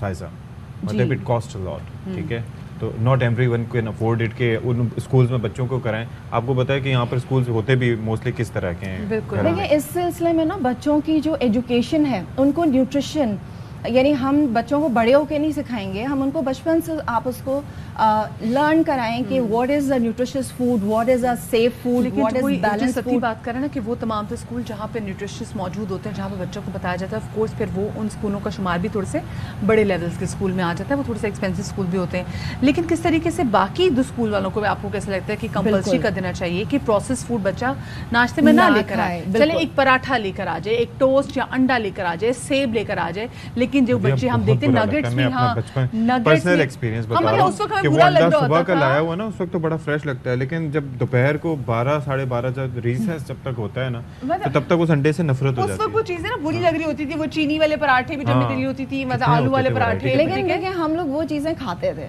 जो हमें दिया जाता था, वो हम नहीं, हमें फिर भी पसंद नहीं आता था। हमें इस वक्त तब भी कैंटीन का वो, मैं तो अक्सर जो है ना वो घटिया तरीन सैंडविच अच्छा लगता था बच्चों के साथ। पैटी वही बात है, स्कूल मैनेजमेंट को थोड़ा फोकस करना चाहिए, क्योंकि एक तरफ से सिर्फ आप करेंगे मीडिया एडवर्टाइजमेंट्स जो है वो बड़ा इम्पैक्ट होता है। जैसे आपने कहा कि जो एडवर्टाइजमेंट्स हैं, बच्चों को तो नहीं अवेयरनेस है कि कौन सी एडवर्टाइजमेंट जो है वो कमर्शियल पर्पस के लिए है और कौन सी उनकी नॉलेज के लिए है। तो अभी टीवी पे मीडिया की भी एक रिस्पॉन्सिबिलिटी है कि वो जो अवेयरनेस प्रोग्राम्स हैं, अब देखें मैं टीवी पे हमारे कौन से चैनल्स हैं जो बच्चों की अवेयरनेस के लिए या बच्चों की एजुकेशन के लिए ऐसे प्रोग्राम्स दे रहे हैं, हम कर रहे हैं, हम रोज कर रहे हैं फॉर द किड्स। ऐसे चैनल्स या प्रोग्राम्स हैं जो बच्चों की एजुकेशन या उनकी अवेयरनेस के लिए अब कहाँ आते हैं। पहले ज़माने में काफ़ी प्रोग्राम्स होते थे जो बच्चों की जो अभी भी होते हैं, कार्टून्स के थ्रू भी होते हैं, लेकिन द थिंग इज कि बच्चे भी आजकल कितने समझदार हैं कि उनको जो चीज़ पसंद है उन्हें वो चीज़ पिक करनी है और उसी पे काम करना है। तो यहाँ पे पेरेंट्स को ज़रूरत है जनाब कि आप करें अपने बच्चों के साथ मुज़ाकरात में, देखिए डेडलॉक भी आएगा और हो सकता है कि बच्चे आपके एहतजाज की तरफ चले जाएं। बच्चे कहेंगे हमने धरना देना, आपने कहा ओके ठीक है, देखिए उसका मतलब एक सिंपल तरीका ये है कि आप हर मील में एक हेल्दी फूड जो है ना, मेन मील वो आप बच्चे का हेल्दी होना चाहिए हर मील में, उसके साथ जो उसकी फेवरेट्स हैं वो भी आप ऐड ऑन कर दें। लेकिन अगर आप ये मेक श्योर करते हैं कि जो 5 फूड ग्रुप्स की हम बात करते हैं कि सीरियल है, मिल्क एंड मिल्क प्रोडक्ट्स हैं, फ्रूट्स एंड वेजिटेबल्स हैं और आपके मीट, एग और ये बीन्स वगैरह हैं, तो सिंपल सा तरीका है इसकी। थोड़े थोड़े देखिए फर्स्ट ईयर में आप 1 टेबलस्पून ईच की मेक श्योर करें कि आपका बच्चा जो है, बेटा और बेटी, वो 1 टेबलस्पून जो है वो प्यूरीड वेजिटेबल ले रहा है, 1 टेबलस्पून ऑफ, वो डिपेंड करेगा एज के साथ साथ वो क्वांटिटी बढ़ती जाएगी।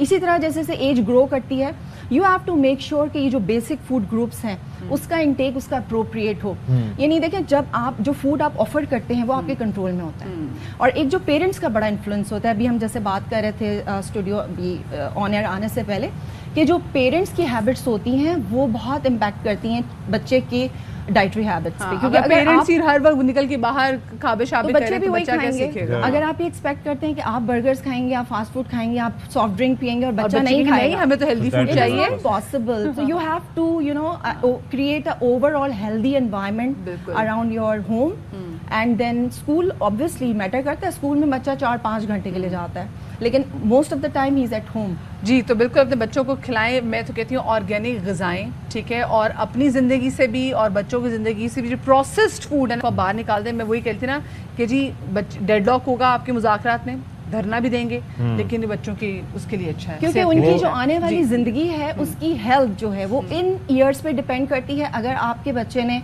एनफ कैल्शियम लिया है, लेकिन जो बच्चे न्यूट्रिशियस डाइट लेते हैं वो आगे वाली जिंदगी भी आने वाली में उनकी कम बीमारियों को फेस करेंगे। Thank you so much Faiza, आप तशरीफ लाई। फायजा खान माहिर ग़िज़ाई हमारे साथ मौजूद थी और वो कहा जाता है ना कि बच्चों को खिलाओ सोने का निवाला और देखो शेर की आंख से, टाइगर की आंख से, टाइगर की आंख से।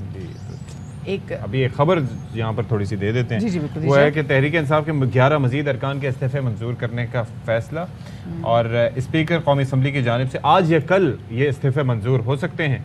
और इसी पर बात करें जाहिद मशवानी से। जाहिद मशवानी, बताइएगा भाई ये कौन कौन से अरकान हो सकते हैं?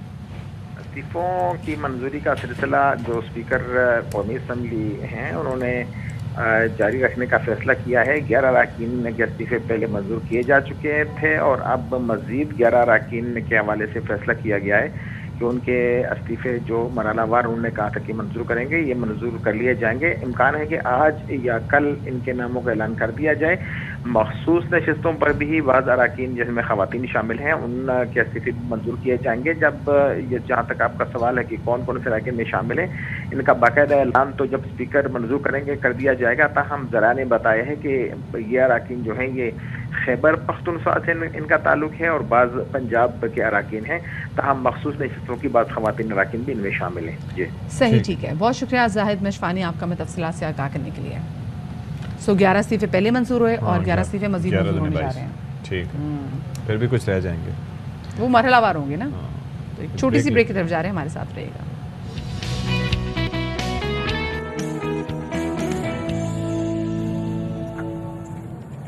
जी जनाब, तो welcome back after the break. हमने आज के शो में पढ़ाई के हवाले से बात कर ली, सियासत के हवाले से बात कर ली, हालात हाज़िरा के हवाले से बात कर ली। एक चीज़ के हवाले से बात नहीं की जो कि इस वक्त बहुत ज़्यादा ज़रूरी है, और वो ये कि नाश्ता। आप लोग आई एम श्योर के नाश्ता करते हुए हमारा शो देख रहे होंगे। बहुत सारे लोग इस वक्त ऑफिस में बैठे में देख रहे हैं। बहुत सारी ख़वातीन अपने बच्चों को आज खुशी खुशी स्कूल भेज के चाय का मग पकड़ के अंडा पराठा लेके हमारा शो देख रही। वैसे टोस्ट भी हो सकता है, कभी उबले अंडे भी हो सकते हैं, लेकिन पर्सनली आई लाइक अंडा पराठा, तो मुझे लगता है अंडा पराठा ही सारी कौम खा रही होगी।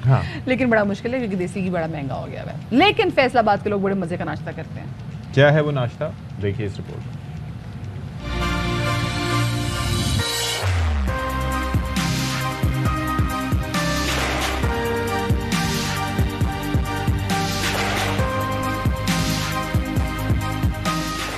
छुट्टी का दिन हो या काम करने का दिन, फैसलाबाद के शहरी फैमिलीज और दोस्तों के साथ नाश्ता करने मुख्तलिफ दुकानों और ढाबों का रुख करते हैं। लेकिन जो मजा निहारी के साथ नाश्ता करने में है वो किसी और चीज के साथ कहाँ। घंटा घर के करीब 12 मसालों से तैयार की गई जायकेदार निहारी अपनी मिसाल आप है। निहारी के साथ अदरक, लीमू और हरी मिर्च निहारी का मजा दुबाला कर देती है। शहरी दूर दराज से मजेदार निहारी खाने खींचे चले आते हैं। 20 साल पहले इनके पास पहली बार आया नाश्ता करने के लिए, और आज जो कर रहा हूँ ना वो सेम जायका है। यहाँ से ना हमें निहारी खाते 20 से 22 साल हो गए हैं जी, अल्हम्दुलिल्लाह।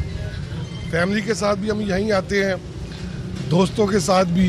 यहाँ से हम पार्सल भी करवाते हैं, अपने घर के लिए ले भी जाते हैं, और हमारे मेहमान जब आते हैं बड़े शौक से हमें बुलाते हैं, कहते हैं कि वो घंटा घर वाली निहारी लेके आए। 50 साल से घंटा घर के नाम से मशहूर निहारी साबुत और पिसे हुए 12 मसालों से तैयार की जाती है, जिसका जायका आज तक नहीं बदला। होटल के मालिक का कहना है कि बाजारी मसालों की बजाय अपने पिसाई किए हुए मसाला जात डालकर देग में निहारी को तैयार किया जाता है, ताकि अवाम की सेहत भी खराब ना हो और जायका भी ना बदले। हम खुद मसाला जात लाकर उनको अच्छी तरह से इसमें इस्तेमाल करते हैं, फिर इसको रात को हम बनाते हैं और सुबह को सेल करते हैं। फैसलाबाद के साथ साथ दूसरे शहरों से भी शहरी अपनी फैमिली और दोस्तों के साथ मजेदार निहारी खाने आते हैं। शहर की मशहूर 12 मसालों से तैयार की गई मजेदार निहारी जायके में अपनी मिसाल आप है।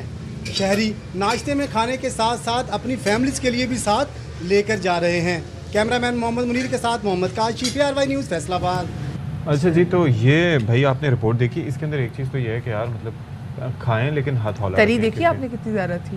ये फ़ायदेमंद नहीं है, लेकिन कहा यह जाता है कि भाई देसी घी से अगर तैयार करता चीज़ें हो तो वो फ़ायदेमंद होती हैं, और अब ये डॉक्टर्स भी इस चीज़ को तस्लीम कर रहे हैं। अब वो कहते हैं कि ये वाइट बटर जो है ना, ये that is a cure to all, it's even better than the olive oil अगर देखा जाए तो। वो आपने अच्छे तरीके से बहुत सारे लोगों के घरों में तो जो देसी घी है वो घर में खुद बनाया जाता है। लेकिन भाई अब तो वो महंगा इतना हो गया यार कि आप उसकी कॉस्ट देखें कि कितनी ज़्यादा है। लेकिन कई जगह ऐसे है नहीं भाई 3-3 हज़ार रुपये किलो, 3.5-3 हज़ार रुपये किलो है। मुझे किसी ने बताया कि 2500 रुपये किलो है, तो मैंने तस्हीह की। तो बहरहाल ये डिपेंड करता है कि आपका किस इलाके से ताल्लुक़ है और किस तरह से वहाँ पर दस्तयाब है। तो भाई बात यह है कि ऐसा इस्लामाबाद में वैसे मुमकिन बनाया गया है कि वहाँ पर मक्खन और देसी घी से बने हुए खाने दस्तयाब हैं और बड़े मुनासिब नरखों में हैं। दस्तयाब। तो ज़रा इसी हवाले से एक रिपोर्ट भी है हमारे पास। बिल्कुल जी, आप भी देखिए।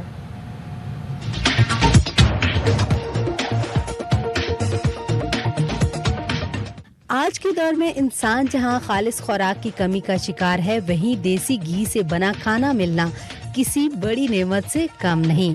मगर अब इस्लामाबाद के रिहायशियों को देसी घी और मक्खन से बने खाने बआसानी दस्तयाब हैं। देसी घी में हम चीज़ें तैयार करें, इस्लामाबाद में बहुत कम जगह हैं जो देसी घी में देसी खाने बनाते हैं। कुछ आइटम्स देसी घी में ही तैयार होते हैं, जैसे देसी घी दाल चना वगैरह, और बाकी कढ़ाई हांडीज वगैरह वो ऑर्डर पे मक्खन में भी तैयार होती हैं और देसी घी में, जैसे कस्टमर की डिमांड हो। सेहतमंद मुआशरा तभी तश्कील दिया जा सकता है जब ग़िज़ाएं खालिस हों। इनके इस्तेमाल से अस्पताल में मरीजों की तादाद कम की जा सकती है। हम सबको आहिस्ता आहिस्ता देसी घी के ऊपर माइग्रेट होना चाहिए। एक तो इसके नुकसानात कम होते हैं और ये हेल्दी फूड होता है, और मैं तो यहाँ पे आता हूँ और कोशिश ये करता हूँ कि हमेशा देसी घी को ही प्रेफर करो। देसी घी और मक्खन के साथ साथ कीमतें भी निहायत मुनासिब हों तो शहरियों का रश क्यों नहीं होगा। सब देसी घी में इनका है खाना बना होता है, और बड़ा आपको पता है देसी घी बड़ा नायाब हो गया है, और इस महंगाई के दौर में जिस प्राइस पॉइंट्स पे ये खाने दे रहे हैं, आई थिंक ट्रेमेंडस जॉब।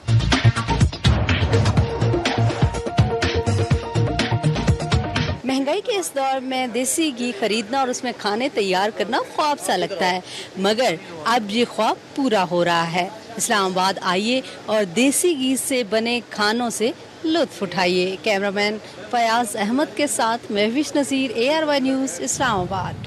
चलें, thank you Mahvish for this package. और बहुत अच्छी बात है कि ऐसी बहुत सारी जगह हैं जहाँ पर आपको लेकिन ऑन एंड ऑफ जो फूड अथॉरिटी वाले हैं उनको यहाँ पर they should keep a check on such restaurants कि जो इस तरह से क्लेम करते हैं कि इस तरह से हैं, तो आगे फिर उनके ऊपर ताकि नजर भी रखी जाए। This is very important. और हर चीज़ देखिए फिर भी एतदाल में अच्छी लगती है।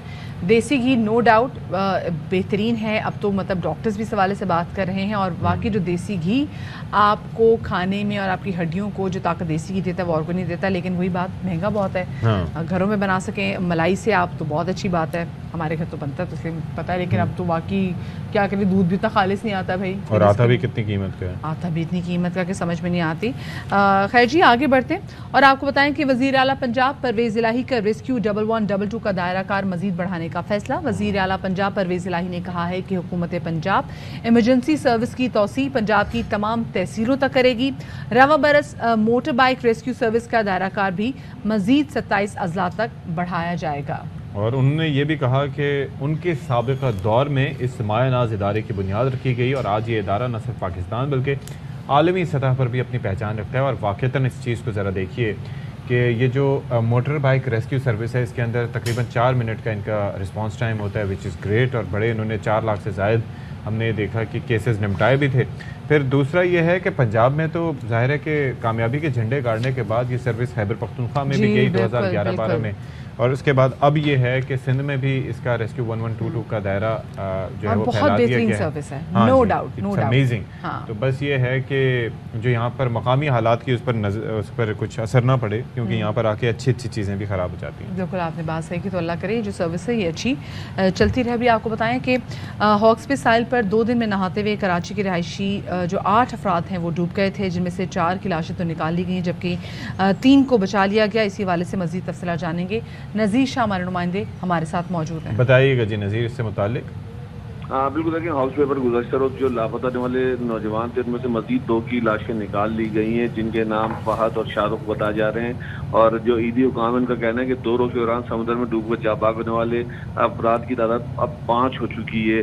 और गुज़श्ता रोज हाउस पेपर में आते हुए 2 वाक़यात में ये 5 नौजवान डूबे थे, जिसमें से 3 नौजवानों की लाशें गुज़श्ता रोज ही निकाल दी गई थी और 2 की आज निकाली गई। तो मजमूई तौर पर ये 5 नौजवान हैं, जबकि दफ़ा 144 के तहत तमाम जो बीचेज है साहिल समुद्र उन पर वैसे ही पाबंदी आए थे, लेकिन लोग पुलिस को चकमा देकर या किसी तरीके से भी पहुंच जाते हैं और उसके बाद फिर ऐसे वाक़यात पेश आते हैं। जी चलें जी, बहुत शुक्रिया आपका, आपने तफसीलात दी नज़ीर शाह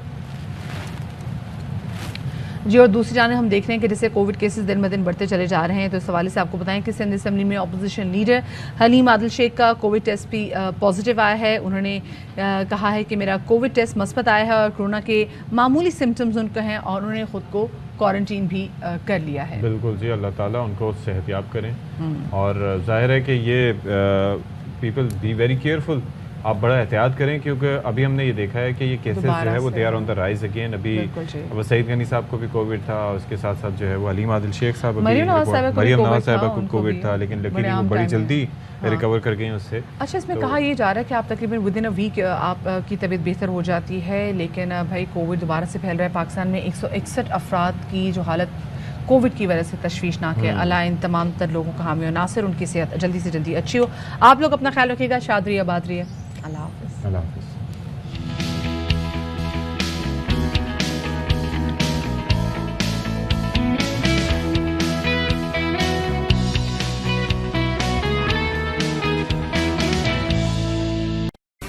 अहम तरीन खबरें अब एक क्लिक की दूरी पर, आपके पसंदीदा टॉक शोज हों या अहम मुल्की या गैर मुल्की शख्सियात की न्यूज कॉन्फ्रेंसेस, हर लम्हा बाखबर रहने के लिए सब्सक्राइब करें हमारा YouTube चैनल। मौसम की सूरत हाल हो या खेल के मैदान से खबरें, अपने मोबाइल फोन से मुल्की और बैनुल अक़वामी अहम खबरों तक रसाई के लिए डाउनलोड कीजिए मोबाइल ऐप। बावसूख ज़राए से मुसद्दिका खबरों, तज्ज़ियों और तबसरों से मुस्तफीद होने के लिए विजिट कीजिए पाकिस्तान की सबसे बड़ी न्यूज वेबसाइट www.arYnews.tv। इन सब के अलावा पाकिस्तान का सबसे बड़ा फेसबुक पेज हो, सबसे बड़ा न्यूज इंस्टाग्राम अकाउंट या फिर ट्विटर, ARY न्यूज पहुंचा रहा है खबरें सबसे पहले आप तक, ताकि आप रहें हर लम्हा बाखबर।